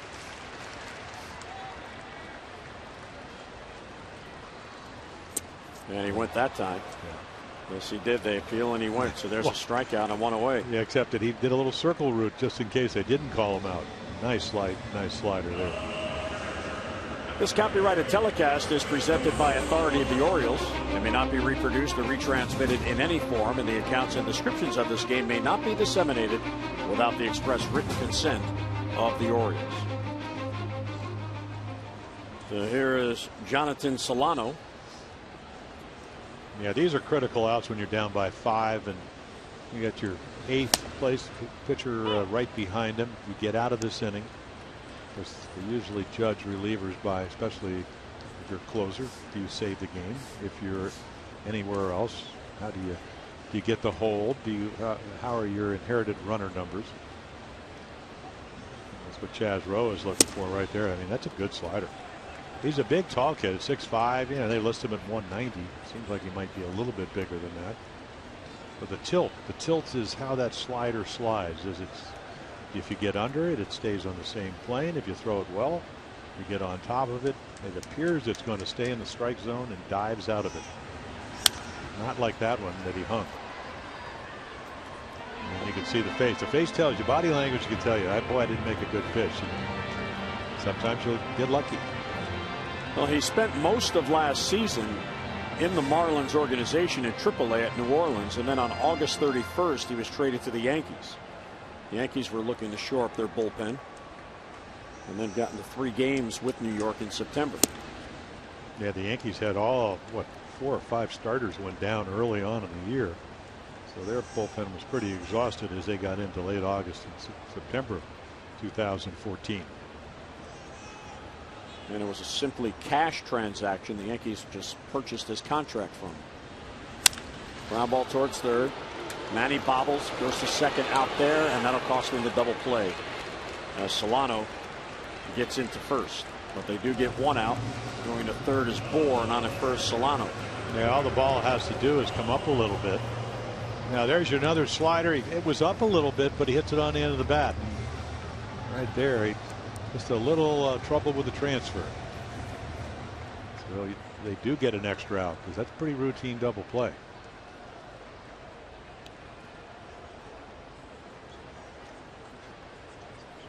For Chaz Rowe, this is the 3rd time in his career he has changed organizations as a minor league free agent. He was one of the several players Dan Duquette signed this past offseason for depth. That one gets away from LaVarnway as Kohler takes Well, and again, not turning the double play. The pitcher spot is eliminated in this inning instead of leading off in the next inning.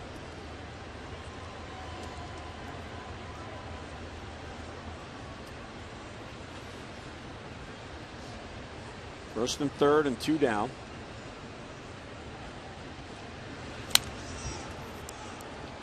Kohler has struck out. He's also laid down a sacrifice bunt, which helped lead to 2 runs in the 4th inning.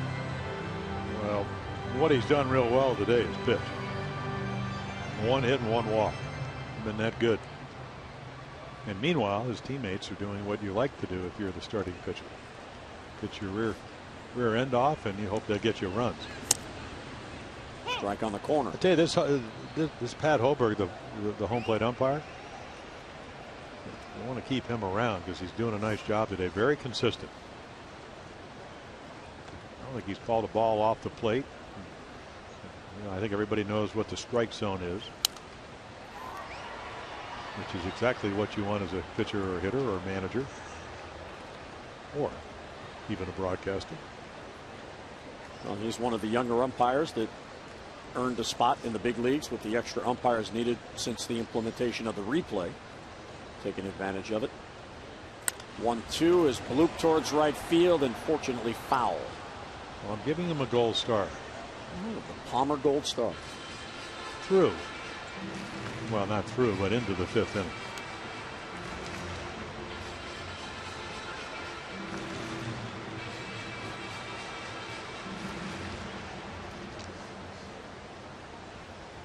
Kohler really battling here.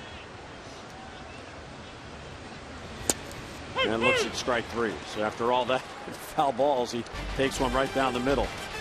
Marlins add a run on the Prado home run. We'll head to the 6th. 5-0 Miami.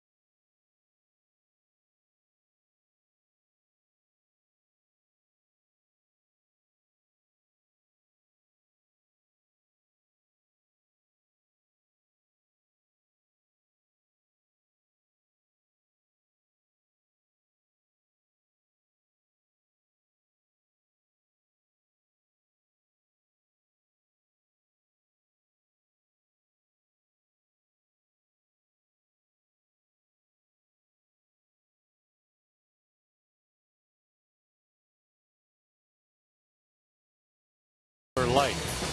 3rd inning, 1-0 already. The Marlins double play ball possibly, but you get the deflection. Ozuna beats it out. It might have been a 4-6. Just one of the little things that kind of has gone against the Orioles, and the fact they have not put any runs on the board. So that is your Miller Lite moment. Orioles trailing by 5 as they come to hit in the top of the 6th inning. Tom Kohler going, I like this. But run and a half more than I usually get. Top of my game. Coming off, as we mentioned, one of his better starts. That was against Arizona, who actually is playing pretty well. 6 2/3 innings, 5 hits. Only he gave up 2 runs, none of them earned, and then didn't walk anybody, and struck out 3. So there you go. Nice mix of pitches. And he established that in the 1st inning when the Orioles always talk about you don't always have to use all your pitches, but he did. But he was throwing them all over, and they were quality curveball, sliders, changeup, and fastballs. Well, as the Orioles come to bat here in the 6th, they have gone 19 consecutive innings without scoring a run. They last scored in the 8th inning on Friday night when they got 2 runs in on the 2-run double by Manny Machado. That made it 8-4, and they won Friday 8-5. Shutout over 13 yesterday. The 9th inning on Friday, +5 today. Here's Snyder for his first at bat. Came on in the double switch. Travis over his last 9 games, just 4 for 18. Even though he is hitting 270, way inside 270 in the month of May. Not a lot of Oriole hitters that are having a good May. Manny is. Paredes is. Pretty much it. Adam Jones, 253. But he came in hitting close to 400. So his batting average has dropped a little bit. Popped up. Backing out Echeverria. And he's got it for the out. The one away here in the Orioles 6th. This past February, the Orioles served as the mission engagement chair of the American Heart Association's 2015 Baltimore Heart Ball. Together, the Orioles and the event chair SunTrust helped raise more than $679,000 for cardiovascular disease research, education programs, and advocacy efforts. To learn more about the event or how you can help out and do your part to help fight heart disease, get online Orioles.com/AHA. So Snyder's retired. Here's Manny, and he takes high 1-0. I guess Manny was taking all the way because his foot was on the side of the batter's box. I don't think he was ready to hit, and Kohler just wound up, and there's ball 2. Well, you need, in games like this where you're rolling along and they're not getting a lot of hits, your command is good. You need somebody to get on and somebody hit one, and then all of a sudden you go, okay, now you are at a point, and they do have a good bullpen. We saw that. Tired bullpen. Yeah. Well, they are. And of course, Dan Jennings, he would love to have Kohler actually throw strikes, and whoa, and all of a sudden 4 pitches, and it all started with Manny not getting really ready to hit. He kind of quick pitched him, and there's your second walk. And that's what you're looking for when you're down by 5 runs. You need help. You need a gift. You just got one. So Solano out to talk to him. Well, you'd love to have him lose his rhythm. Well, you look at his numbers, he very rarely, I mean, he did have a game against the Dodgers, and he only gave up 1 run, but he walked 4. Other than that, never more than 3. Normal game somewhere around 1 or 2. Here's David Lowe, who is hitless, 0 for 2. Well, you right here, I mean, we saw Yelich do it. You're looking for a ball on the inside part of the plate and just hit a ground ball into right field. And that's what, I mean, it's a constant cat and mouse fight between right-handed pitchers and left-handed hitters with a runner on. And a base hit in the right field. Past Bohr. This is going to allow Machado to get to third. Stanton firing all the way through, but not close. Well, there you go. Now, of course, if you're pitching, you try to keep from getting the ball. That's why you locate on the outside quarter of the plate, but Kohler doesn't do that. And now you're off to the races. Now, I don't know why they're holding him on. I mean, he does run, but he's not going to be running down 5-0. Do you play behind him? Or might have been able to catch that ball if he's the Orioles kind of had Chris Davis off and into the hole a little bit more. But again, the ball was hit very, very hard. And now all of a sudden with 1 out, you got something going. So David Lowe picks up a base hit. His 4th hit in the month. And the Orioles trying to get on the board here in the 6th inning. They have the heart of the lineup coming up now. Here's Paredes, who was robbed of a base hit his last at bat. He is 0 for 2. Yeah, that prolonged the no-hitter. D. Gordon made about as good a play at second base as you'll ever see. Ranging way, way to his right. 1 down. Marlins looking for a double play ball, and it's pulled foul. Jimmy Paredes has done an outstanding job overall, but in particular in Oriole wins, batting .452 coming into today in games in which his team has won. And look who's on the top. D. Gordon, .493 in games in which the Marlins have won. Orioles have 19 wins. The Marlins have 17 wins. So who are your go-to guys? 2 of them are in this game today. 1-1 on Paredes. Quick throw to first, chasing Lowe back. Those 0 for 2. Marlins 1 for 11. Well, that's why this game's only 5-0. And just remember, Chaz Rowe comes in with, and he keeps with a couple of guys on, and nobody scores. But that keeps it at 5-0. Paredes, a high fly ball slicing down the line. Machado's going to tag. Caught there by Yelich. Here comes Manny. Here comes the throw. He is safe at the plate. Good hustle by Machado. And on the play, Lowe goes to second base. So the Orioles get on the board. It's a 5-1 game. I'll tell you what, Jim, that was a bold move by Manny, and he forced the issue, and he scored. Yelich was not that deep. No, and he did win the Gold Glove, but it's a tough angle because you're almost throwing into the back of the runner. So it is skied, and he's going to have to do it under control, and does a nice job. But see, you have the runner, you have the throw, and it's just off, what, about 2 feet? And there's that outside corner, and Solano tries to catch it and get to the corner, and Manny's already in it. There's your first run. And David Lowe, good base running. He tagged and got to second. He's in scoring position for Adam Jones. So the Orioles break the scoreless streak at 19 consecutive innings. Sky to left. Echeverria actually in shallow left is calling.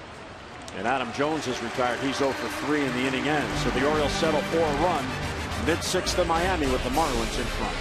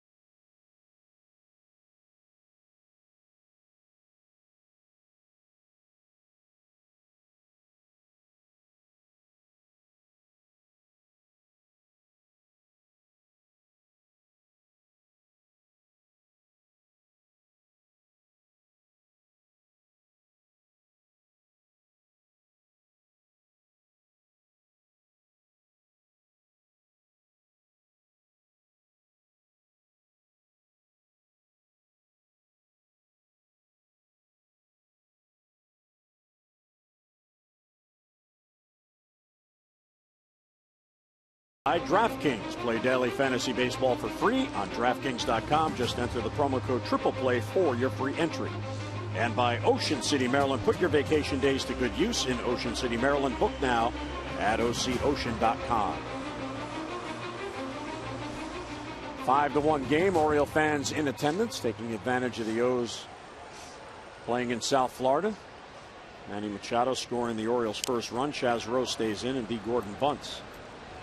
Last inning, by the way, there was a pretty good thunderstorm going on outside, so good day to have a roof. Yeah, Tommy Hutton, as we mentioned, a long-time broadcaster, came over. It would be in a rain delay if they didn't have that roof.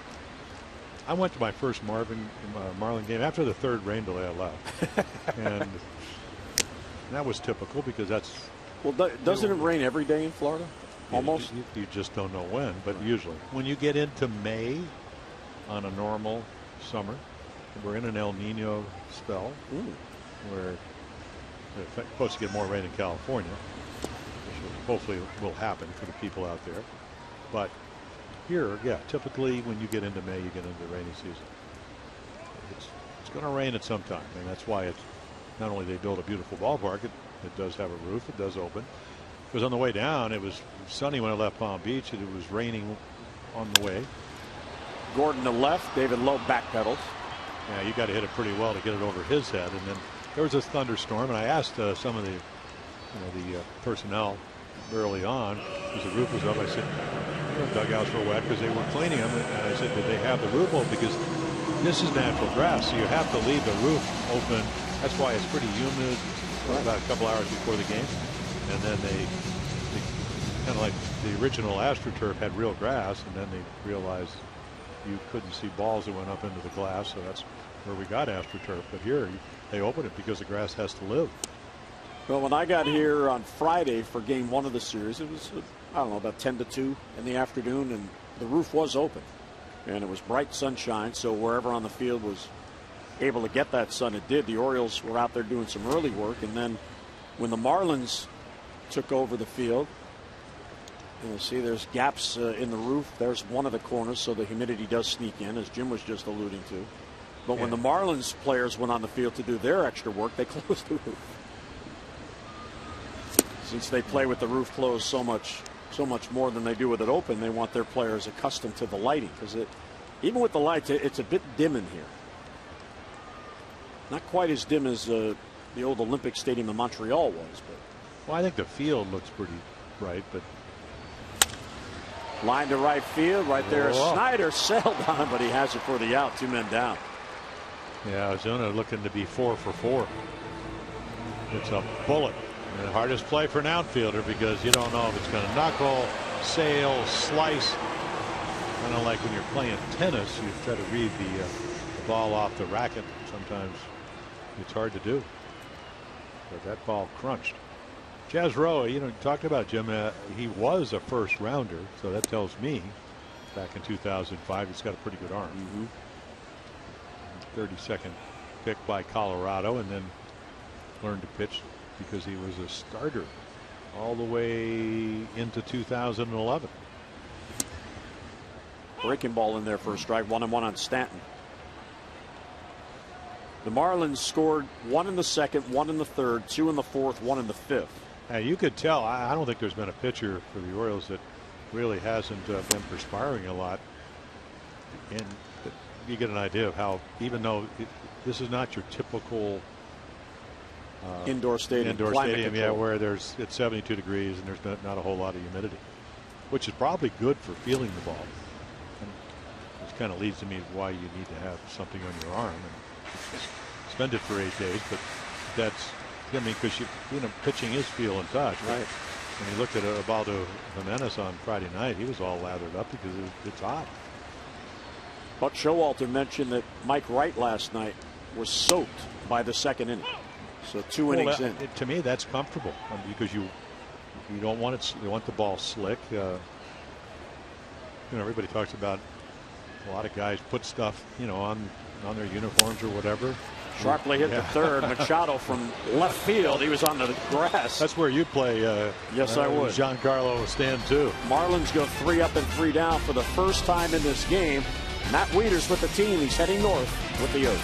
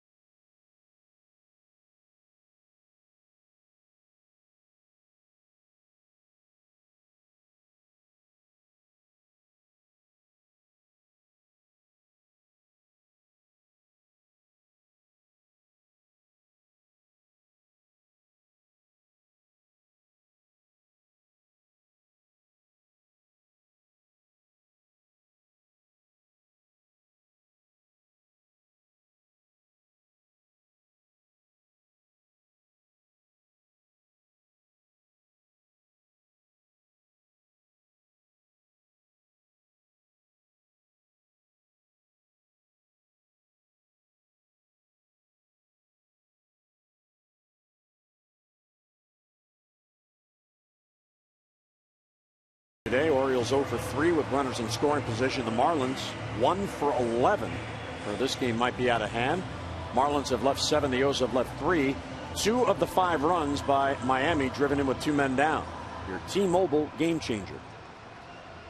And on Tom Kohler, I mean, he's pretty much the center of attention. Couple of hits and 1 run. Now the stuff was not near as crisp in the 6th inning as it was, and you talked about perspiration, and I mean, you could see. So you're not your typical indoor stadium, but very comfortable if you're a fan. And I think that was the whole intent of the roof here. What, $515 million, I believe, somewhere in that number. And they built it where the Orange Bowl was, hoping to get folks coming down to this area of Miami, and they go into the shift as Prado goes over to the second base side. Outside 1-1. I wonder if they have other events in here in the offseason. Well, with the roof, they certainly can. You can have concerts, play soccer.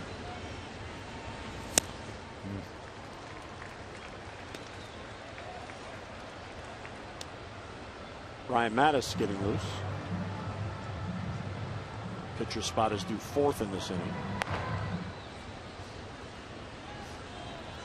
1-2 on Davis. Trying to get on base to begin the 7th inning as the Orioles trail by 4. Yeah, he walked the last time because Kohler couldn't get the ball up and in, and probably be a breaking ball here, and it is. Just did get a piece, but able to foul it off. Well, after 1 strike, the Marlins were giving Davis the bunt to third, and he didn't even look at it. So you can see, I mean, all he has to do is push it there, not with 2 strikes now, but. And a bouncer foul.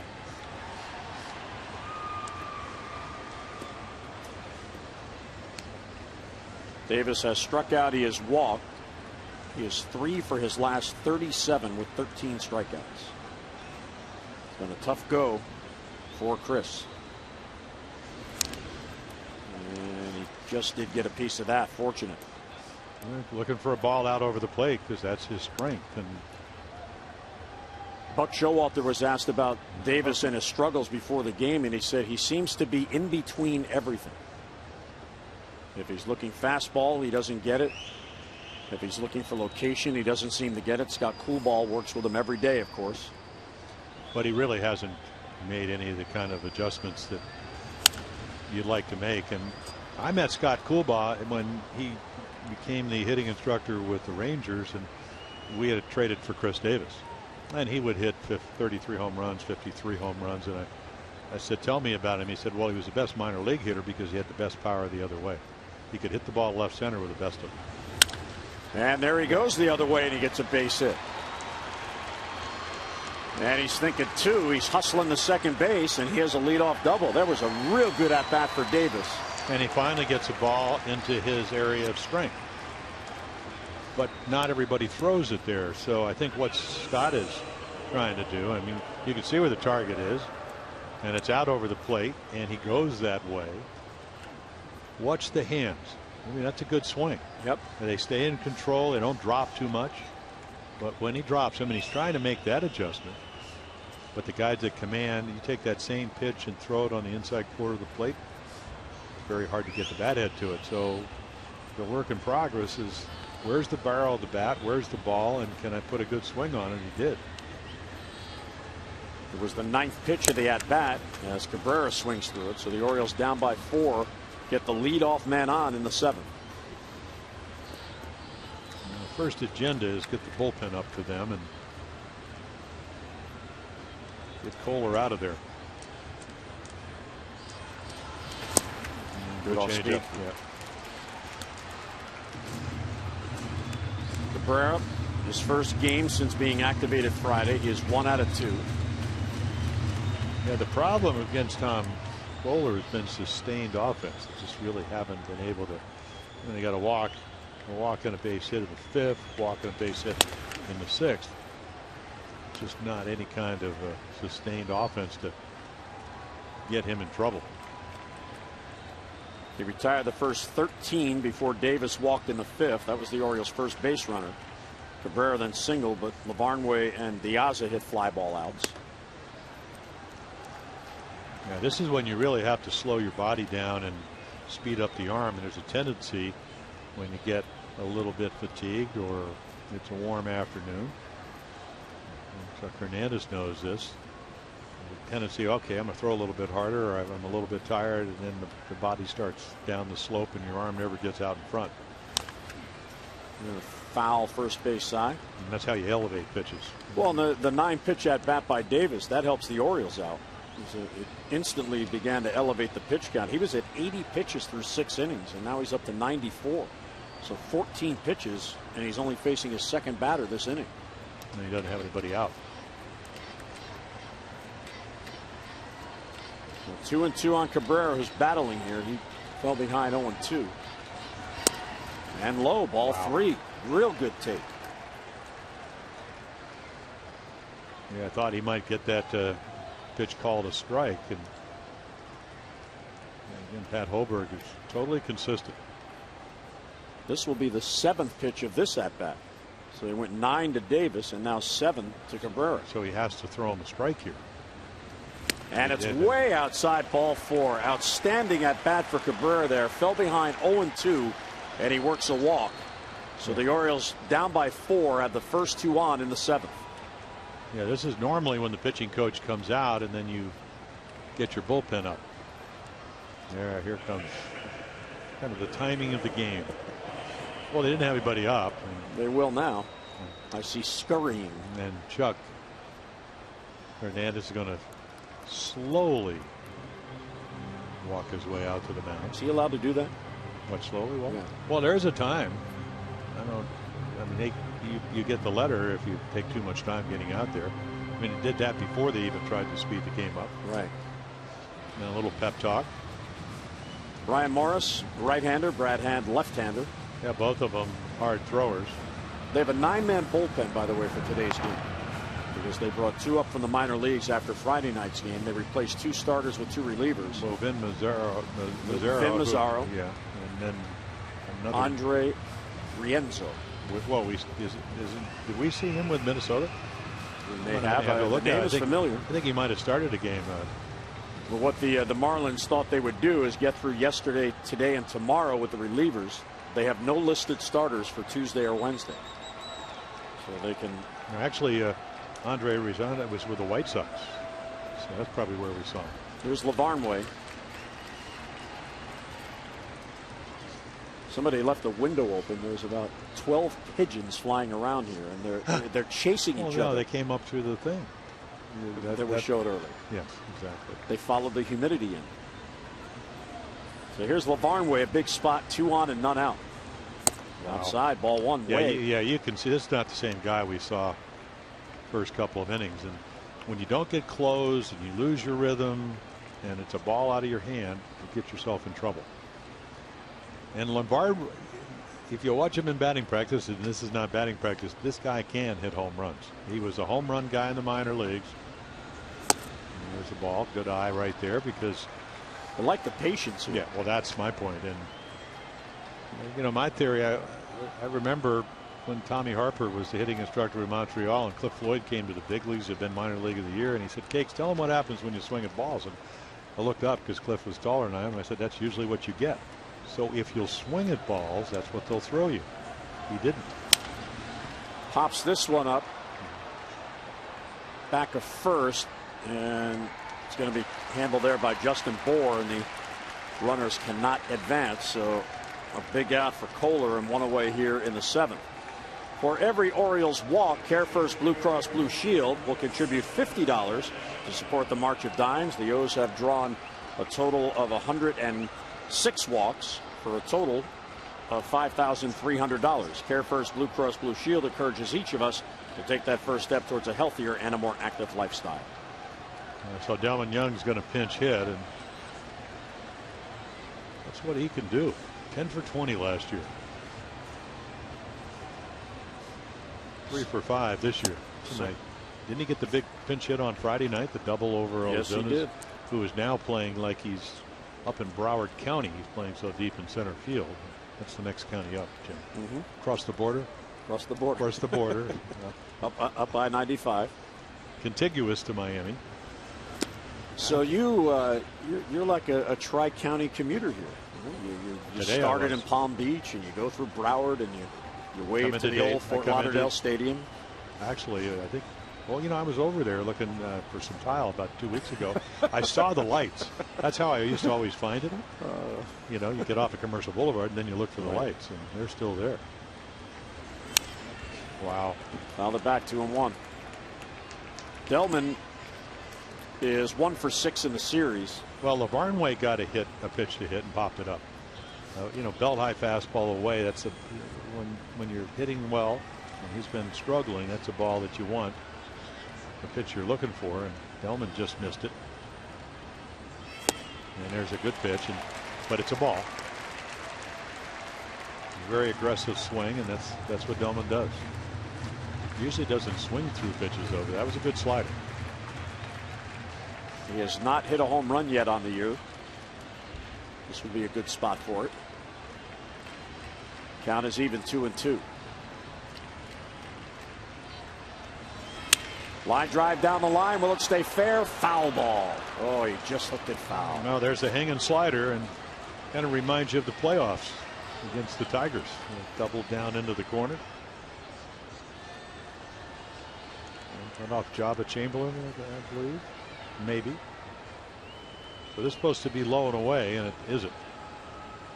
But the speed is about maybe 9 miles per hour slower than his fastball, and just a tad out in front. Another 2-2 pitch coming to Young. Lays off, so he swung at it earlier. This time he lays off. Yeah, that was the hook, though, and one of those pitches with just the ball out of your hands, so he didn't entice him to chase. So obviously Brian Moore and the right-hander are already ready, and Brad Hand still tossing. Well, there's a lefty on deck in Snyder, but then a righty follows him in Manny. 3-2 with 1 down, 2 on. And he walked him. So the bases are loaded, and the Orioles can bring the tying run to the plate. Yeah, and when you walk people with a 5-1 lead, that's when your manager comes and gets you, because it's frustrating for everybody, Tom Kohler included. But the base hit by Chris Davis, great at bat, 9 pitches, and then walks 2 out of the next 3. He's going to go to his bullpen.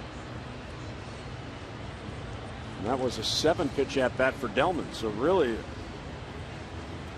we're not sure who they're getting. He forgot to signal, and now he does. So we're going to get the lefty hand. So Dan Jennings out to the mound. Skipper, what do you want? He wants the lefty.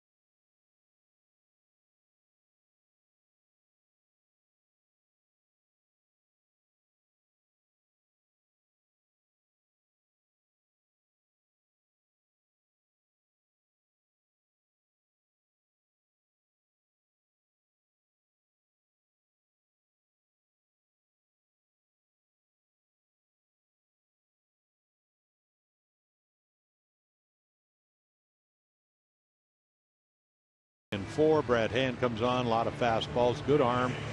Saw him the other night throwing 93 to 95. Big breaking ball. Occasional changeup. There are the numbers. Not a lot of more hits than innings pitched. Throws the ball over. Righties hit him better than lefties, which is why you're going to get a pinch hitter here. Steve Pearce is going to come in. Boy, and now all of a sudden, one swing of the bat, and you were down by 5 runs. This is what you kind of like. And you have to understand, Steve Pearce hit a grand slam home run on Thursday afternoon to give the Orioles a 4-0 lead. And the Orioles got to hand for a couple of runs in the first game on Friday night. So it's Davis, Cabrera, and Young, third to first. Fastball in the corner for a strike. And that usually works, low and away.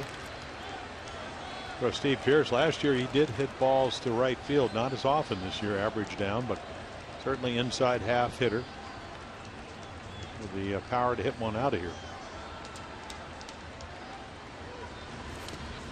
Had a good take. Pearce is just 1 for his last 11, but that one was the grand slam you just talked about. Yeah, well, he's really gotten in a pull mode early on. Mechanic's not where he was, but when he stays up the middle, he still hits home runs. So for Brad Hand, he's faced 13 first batters, only retired 6, and that's what the Orioles are looking for. But it's all in the hands of the Miami bullpen. Ground ball right to third. Prado to second for 1. Bobble back to first. Double play.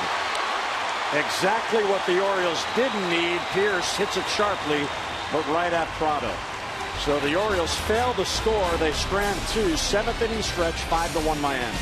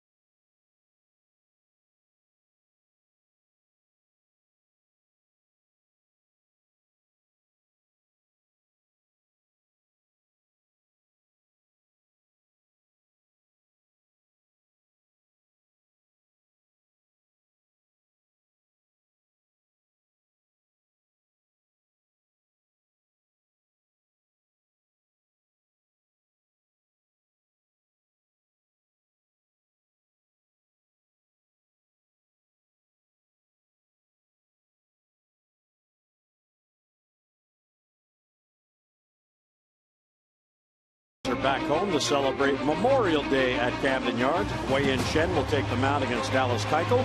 Our coverage on Masson begins at 1 o'clock with those extra presented by Southwest, and then game coverage at 1:30. We've got all the access you need right here on Masson. So the Astros come to town, and Jim, they are the surprising team early on here leading up to Memorial Day. They are in first place by 5.5 games in the AL West. They've won 8 of their last 11, averaging 4.6 runs per game in that streak. And this is a shocker to some, but maybe not to them. They've loaded their lineup.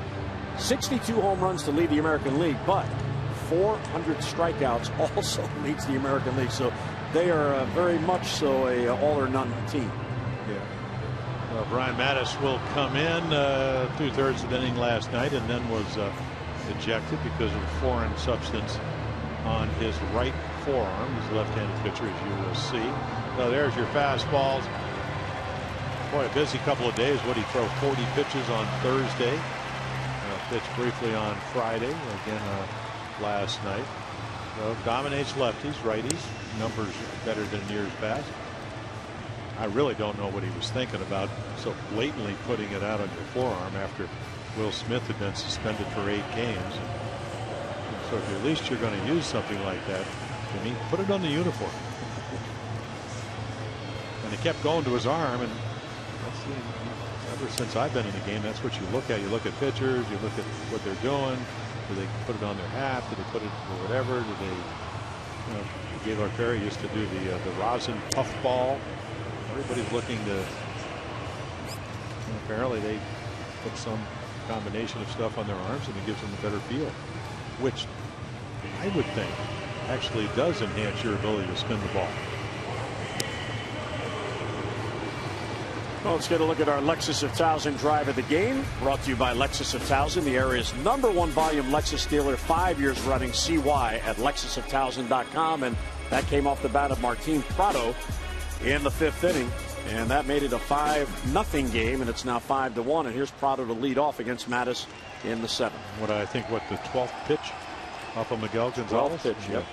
Well, doesn't hit a lot of home runs, as you can see. That was number 3. But he can hit.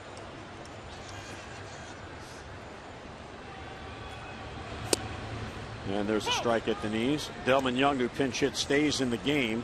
Pierce made the final out, so Mattis goes into the number 9 spot. And Delman stays in the game for another at-bat. Orioles have had 3 different right fielders in this game. Now here's a question for you. Rosin is obviously legal because they put it out there behind the mound.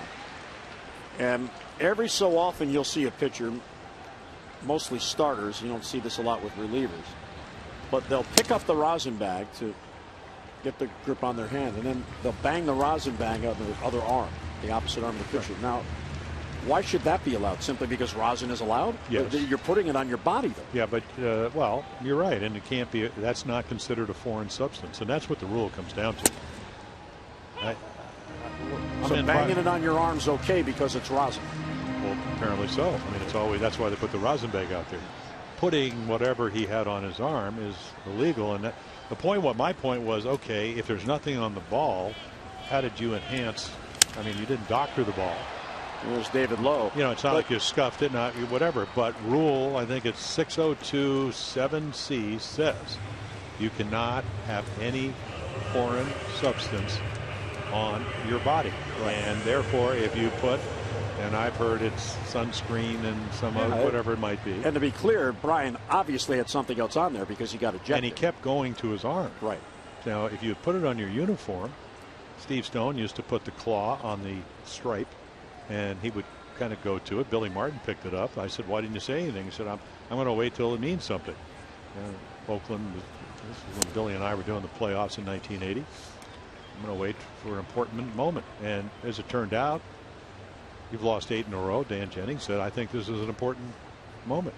It turned out Mattis was probably going to get out of the game anyway, and T.J. McFarland would come in. What would he do to lead off the 13th inning?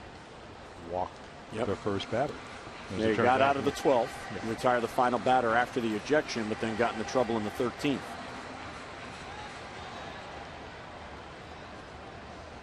Yeah, and he just thought that it was giving Brian or any other pitcher unfair advantage. That's what Freddie Gonzalez of Atlanta must have. Bouncer to first. Better get over there. Mattis was late getting over, so Chris Davis takes it himself, 2 away.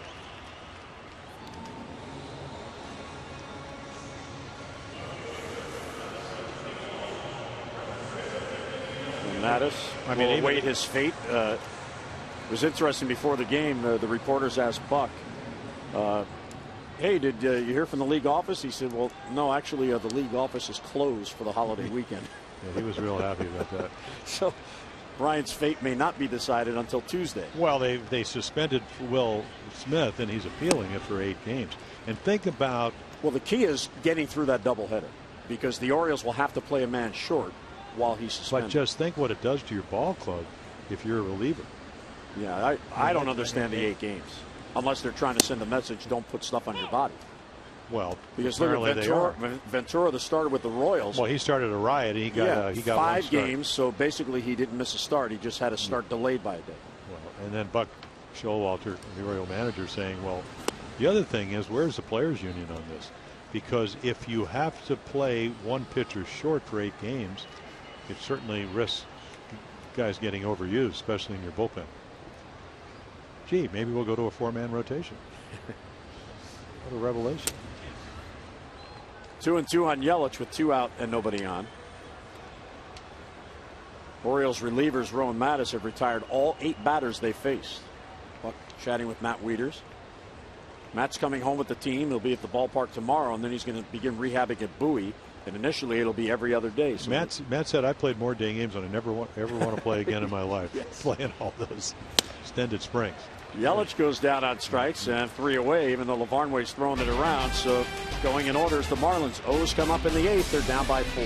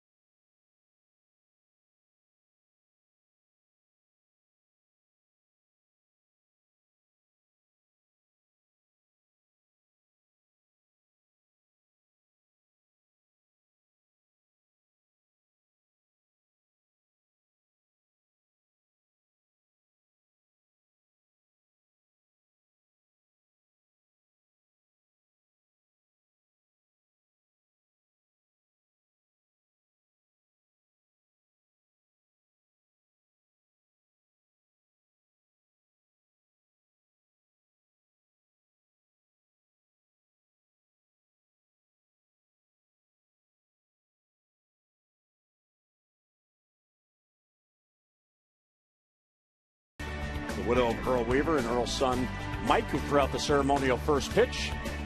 So the Weavers live in the Miami area and out at the game last night. Yeah, Earl's been.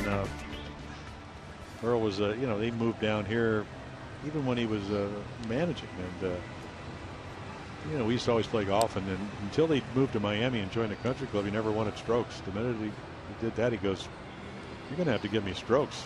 Now, Brian Morris will segue into his a lot of fastballs because he throws a lot of cutters. 93, 4, 5, somewhere in there. And the number you look at there is, and the Orioles need this. They need a little help. 9 walks in 22 1/3 innings, but good stuff. Traded right before the draft last year. Orioles saw him in Pittsburgh, and then the next thing you know, he was traded. But they brought some guys out of the bullpen last night. Dyson was throwing 96, 97. Caps hit 99. They were very effective. Let's see if they can do a job again. Manny Machado will lead off. He is 0 for 2 with a walk. Did score a run in the 6th when he walked on a hustle play on a fly ball foul down the left field line. And he fouls it back. Now Manny coming into the game today as a leadoff hitter who also plays third base. Here are the most hits. Matt Carpenter of the Cardinals leading, then Josh Harrison and Manny 22. So Manny has the most in the American League, and a big gap between that and Josh Donaldson, who does not lead off all that often but has a few times this year. Lined and a base hit down the line over the glove of Prado. And Manny's going to have a base hit to extend this hitting streak to 7 in a row. And more importantly, the Orioles down by 4 once again get the leadoff man on. Yeah, Manny says, I kind of like that slider that just stays on the inside half, speeds the bat up, and hits a P down the line. Very hittable, and he doesn't miss it.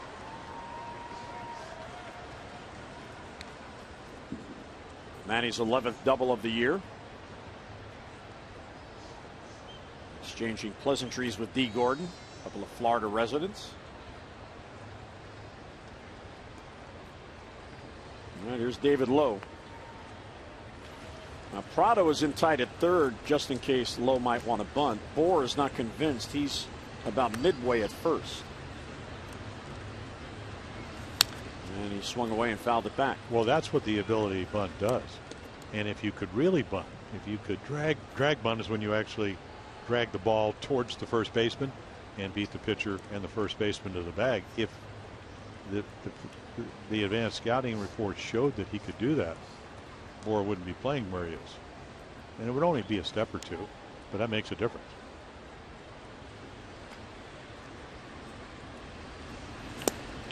And down and in. 1-1 the count on David Lowe, who is 1 out of 3, singled his last at bat. He does not have a multi-hit game on the year. He can achieve that with a base hit here. Machado at second as the Orioles down by 4, running out of outs as we play in the 8th inning.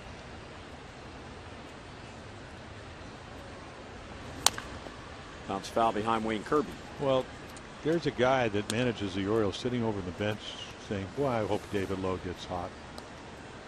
All I need is any reason to put him in the lineup every day, because he can throw and he can run and he's got speed. You know, he hasn't played enough to really be a good base stealer, but he's a good base runner because of his speed. And either Diaz or Snyder or David Lowe, they're going to have to step up, and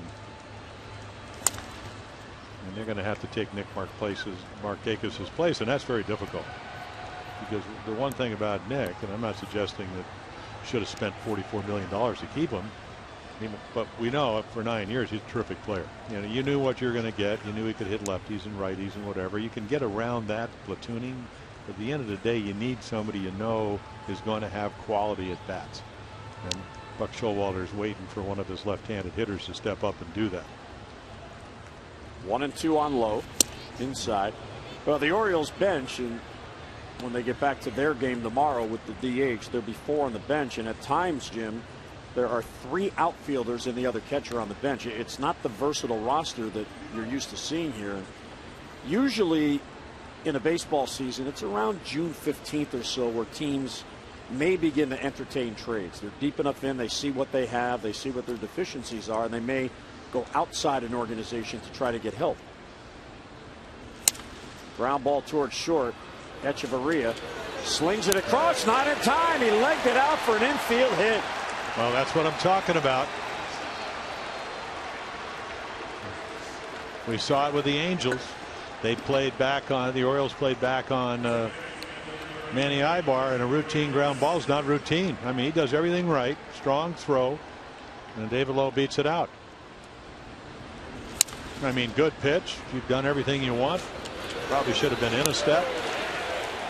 So that's what he could, if he can stay healthy, bring to the lineup every day. And that's why the Orioles love David Lowe hitting the ball on the line or on the ground as opposed to fly balls, which he has a habit of doing, because you can't take advantage of your speed if you pop it up. So the first 2 are on. Nobody out. Here's Paredes. Jimmy is 0 for 2, but he does have the 1 RBI with that sac fly in foul territory down the left field line in the 6th inning. Well, the Orioles threatened in the 7th, did not score, threatening again here in the 8th. And the Orioles fans now getting behind the Birds. We're hearing chants of "Let's go O's," and on the check swing he went. Paredes can't believe it. Well, maybe trying to sell for the next check swing. Yeah, well, he held the bat right there. So 1 for 6 the O's, 1 for 11 the Marlins in these situations.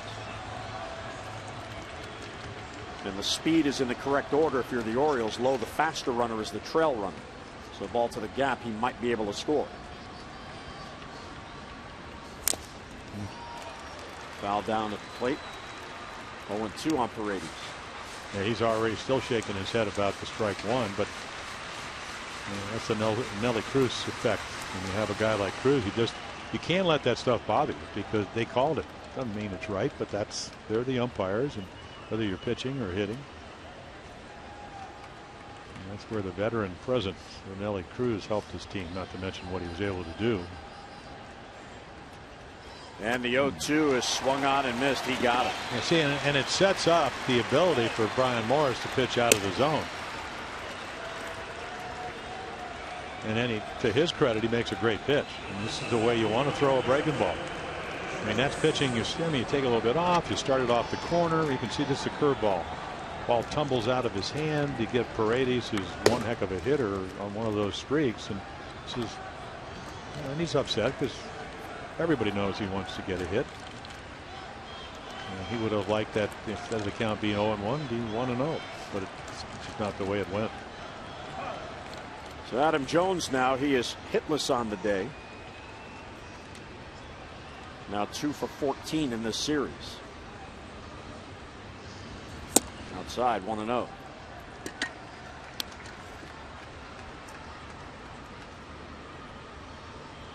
Adams' last home run came on May the 11th.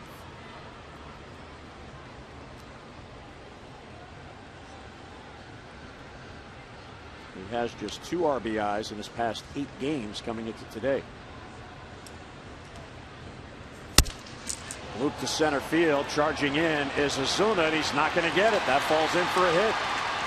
Now Manny had to make sure Ozuna was playing deep, respecting Adams' power, so he can't get around the score. But more importantly, the Orioles have the bases loaded and the tying run coming to the plate. A broken bat bloop for Adam Jones for a base hit. Well, that's what you're looking for. And what you're hoping, shattered bat's going to lead to shattered dreams, because no left-hander up in the bullpen. So with one swing, you can tie this game up. Mike Dunn is the other lefty in that bullpen. Hand has already been in and out of the game. Somebody appears to be getting maybe tossing down there, but it's not a left-hander. Dunn pitched 1 inning in the game last night. So here's Davis, tying run at the plate, 1 down. Bounce towards first. Moore will go to the bag to get the sure out. Machado scores, so they trade a run for an out as Manny comes in and 2 men down. So it's a 3-run game. Well, that's kind of what Buck Showalter was talking about, is that when you're struggling, and even though Chris did get a base hit, you're not as selective as you might be in other times. So you swing at a pitcher's pitch early in the count. It's exactly what Brian Morris wanted. And Chris Davis, chases something right around knee high. There's Sam Dyson, power right-hander. He had 97 last night. Easy 97. So the Orioles need a 2-out base hit here to keep this rally going. Here's Cabrera. Yeah, good slider. Everett came off the DL on Friday, giving J.J. Hardy a day off today. He's been on base twice with a single and a walk. He snapped out of an 0 for 16 with his 5th inning single. Single here should get 2 in, as the runners will be off on the swing with 2 men down. Yeah, good speed at second, but they are playing shallow. And they can all throw. 0-1 on Everett. Down and away.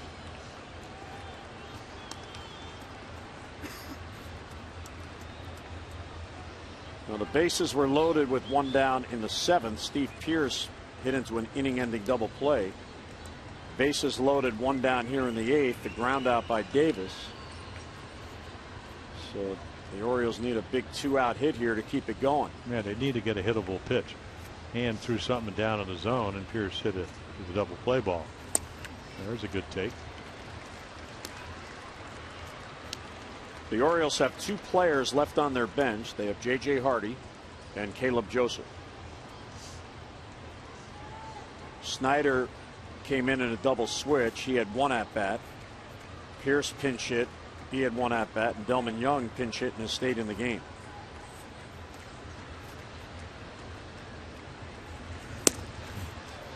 Strike at the knees. Cabrera reacted as if he thought that was low, shaking his head. Well, he's not a very tall guy, and Hoberg all day long has been calling the ball around the knees, and he thinks it's low. On our pitch track, it does catch the corner, or at least the height of it. Yeah. I would just look at the glove of the catcher. If he pulls it up, you know it was low, and if he just holds it there,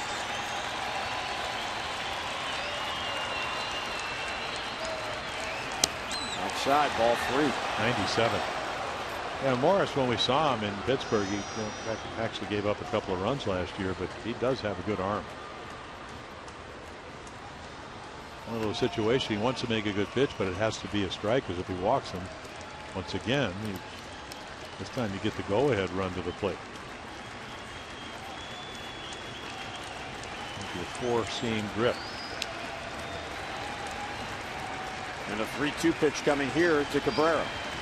And he walked him. So the bases are loaded again. The tying runs are on, and the go-ahead run comes to the plate. Cabrera's had back-to-back very patient at-bats in drawing a couple of walks.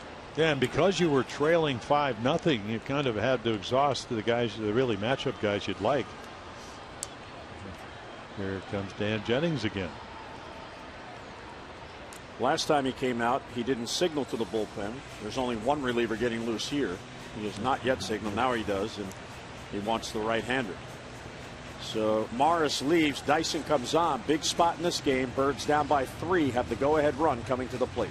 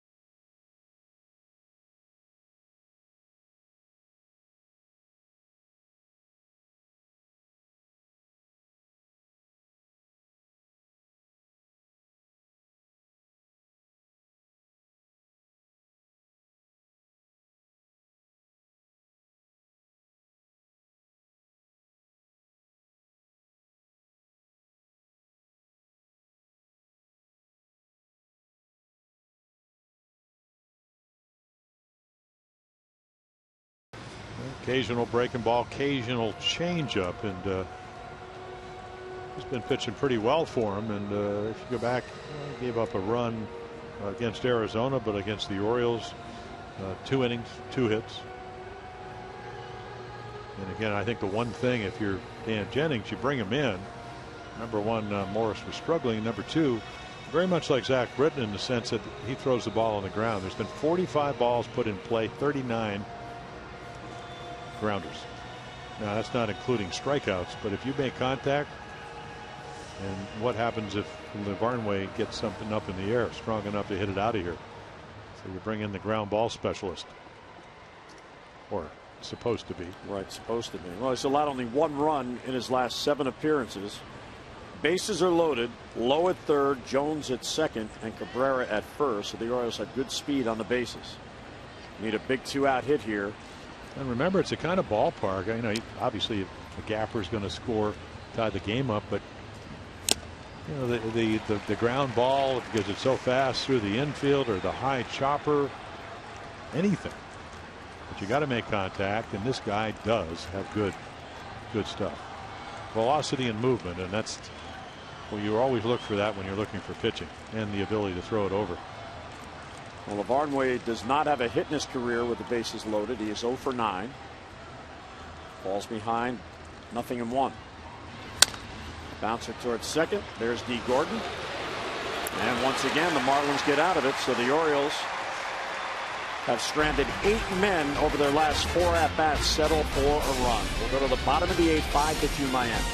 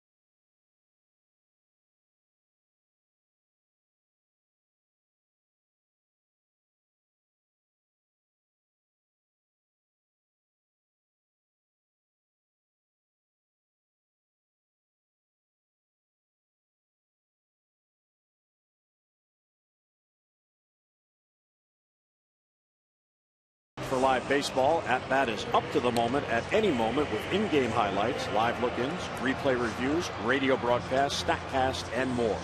Get MLB.com At Bat for your smartphone or your tablet. So missed chances for the Orioles late in this game. Mattis will stay on. He had a 3-up, 3-down 7th. Chaz Rowe, who just came up to the O's today, faced 3 in the 5th and stranded 2 runners, and then a 3-up, 3-down 6. So 9 in a row retired by the combo of Rowe and Mattis. As we go to the bottom of the 8th, Echeverria leads off. Yeah, you look towards the Houston series. So Chen, Tillman, and then Jimenez. You want them to get back to where they were when you went, what, 6 straight games, 7 innings or more. Give this bullpen a little bit of rest, and then the doubleheader on Thursday, the makeup doubleheader. Yeah, the Orioles do not have a day off until June 8th because of the makeup on Thursday against the White Sox.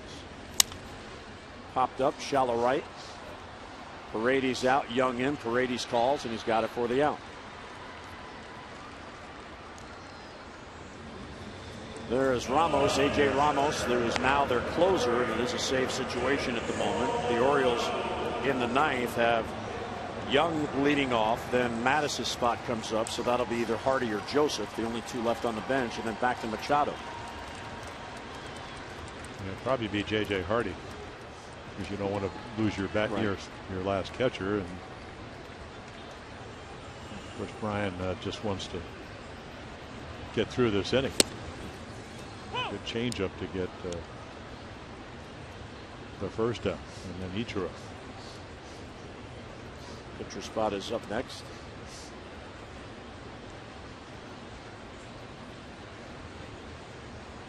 Solano is 0 for 3. Twice has reached on force plays, sending Adam Jones back. But Adam gets there for the out. 2 men down.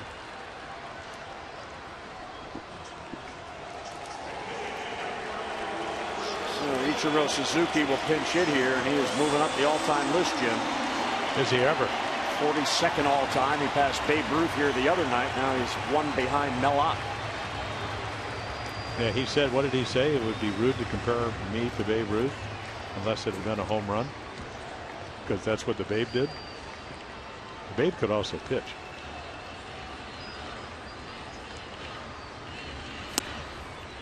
Inside.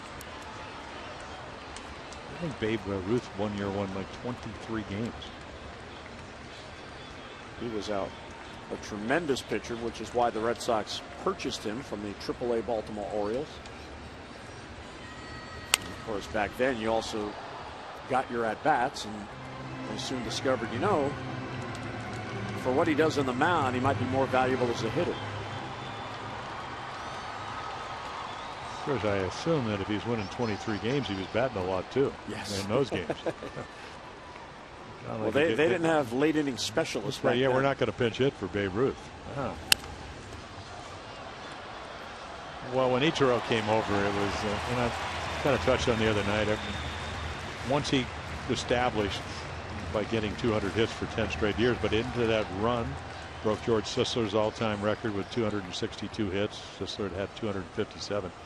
You just kind of watch the box scores and see what the league leaders in hits were, and Ichiro would be working his way towards 200 like that. Towards the middle and a base hit. And if he hit that same ball 2 hops to the shortstop and he had to take a step to his right, it was going to be an infield hit. I mean, a magician with the bat. So he ties Mel Ott for 41st all time.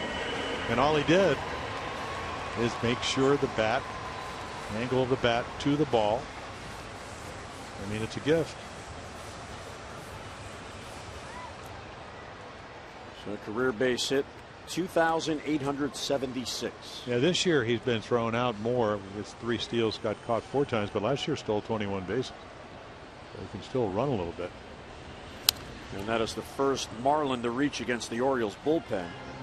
Chaz Rowe retired all 6. Mattis had retired 5 in a row before that. And by the way, we should point out with Chaz Rowe coming up today, it was T.J. McFarland that went down, not Oliver Drake. The Orioles feel Drake will be able to bounce back and be available tomorrow if needed. Chaz Rowe is out of options. So if the Orioles need to make another move and it might involve him, he would have to go through waivers.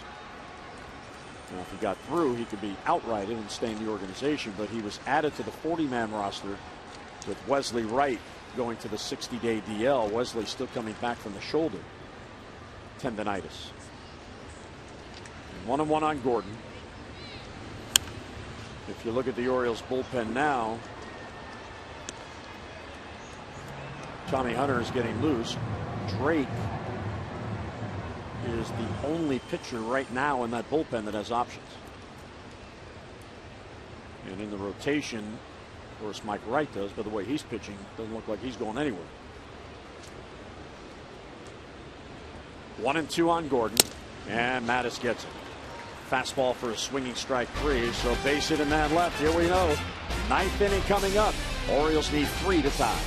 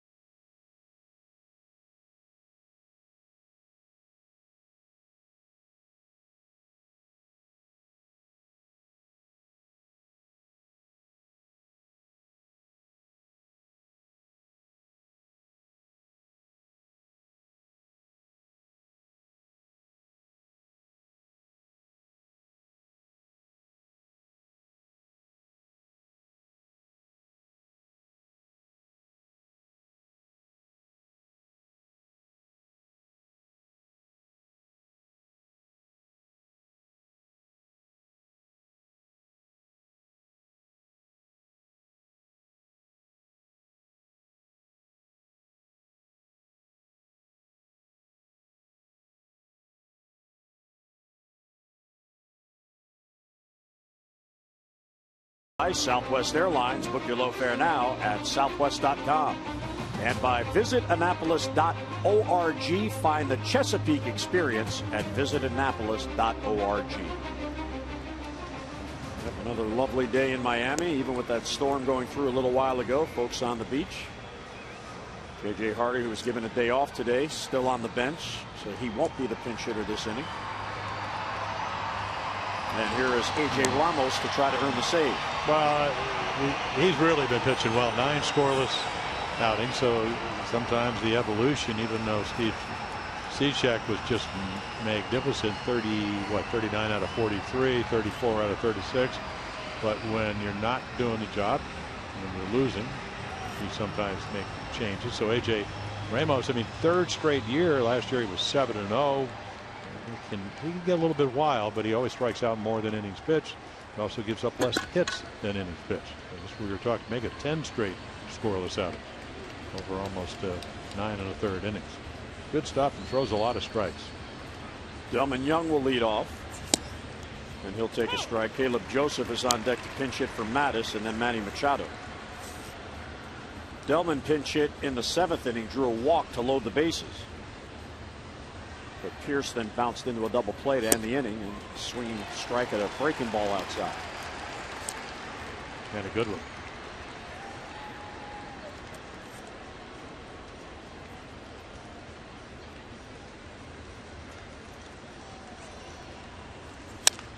Weak ground ball to second. D. Gordon is there. And it gets to first just in time to get Delman Young one away.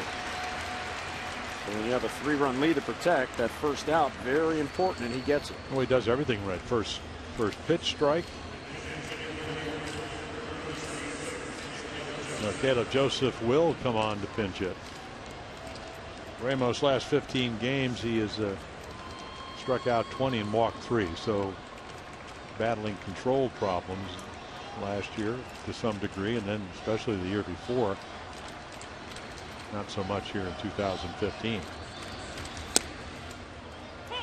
And Caleb looks over the breaking ball for a strike.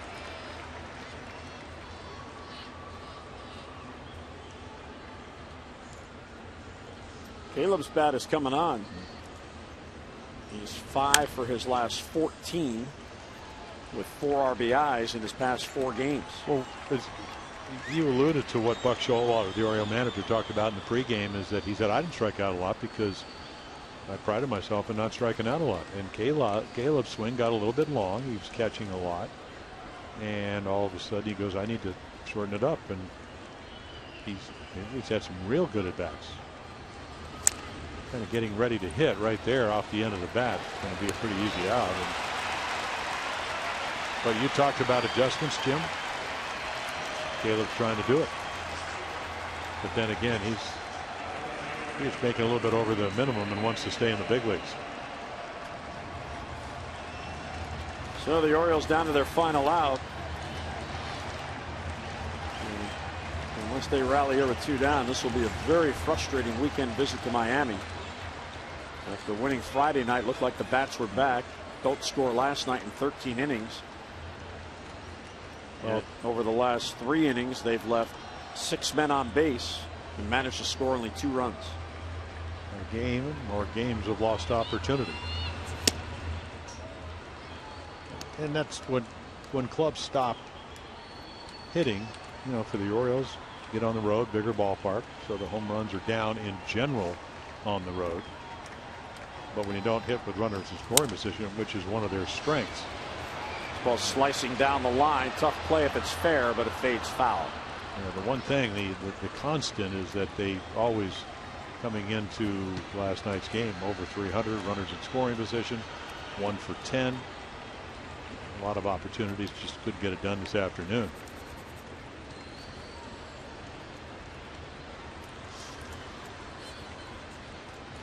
About 26 home runs in 19 games at home. And 20 home runs on the road in 21 games. And they have not homered in this series.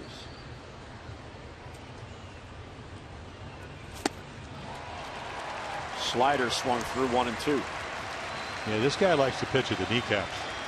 And that can be very effective if you have good stuff, and it appears you do.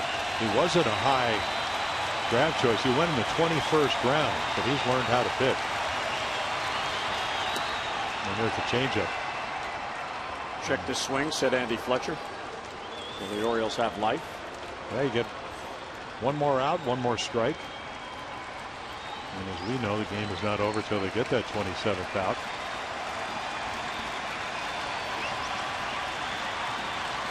So 2-2 on Machado.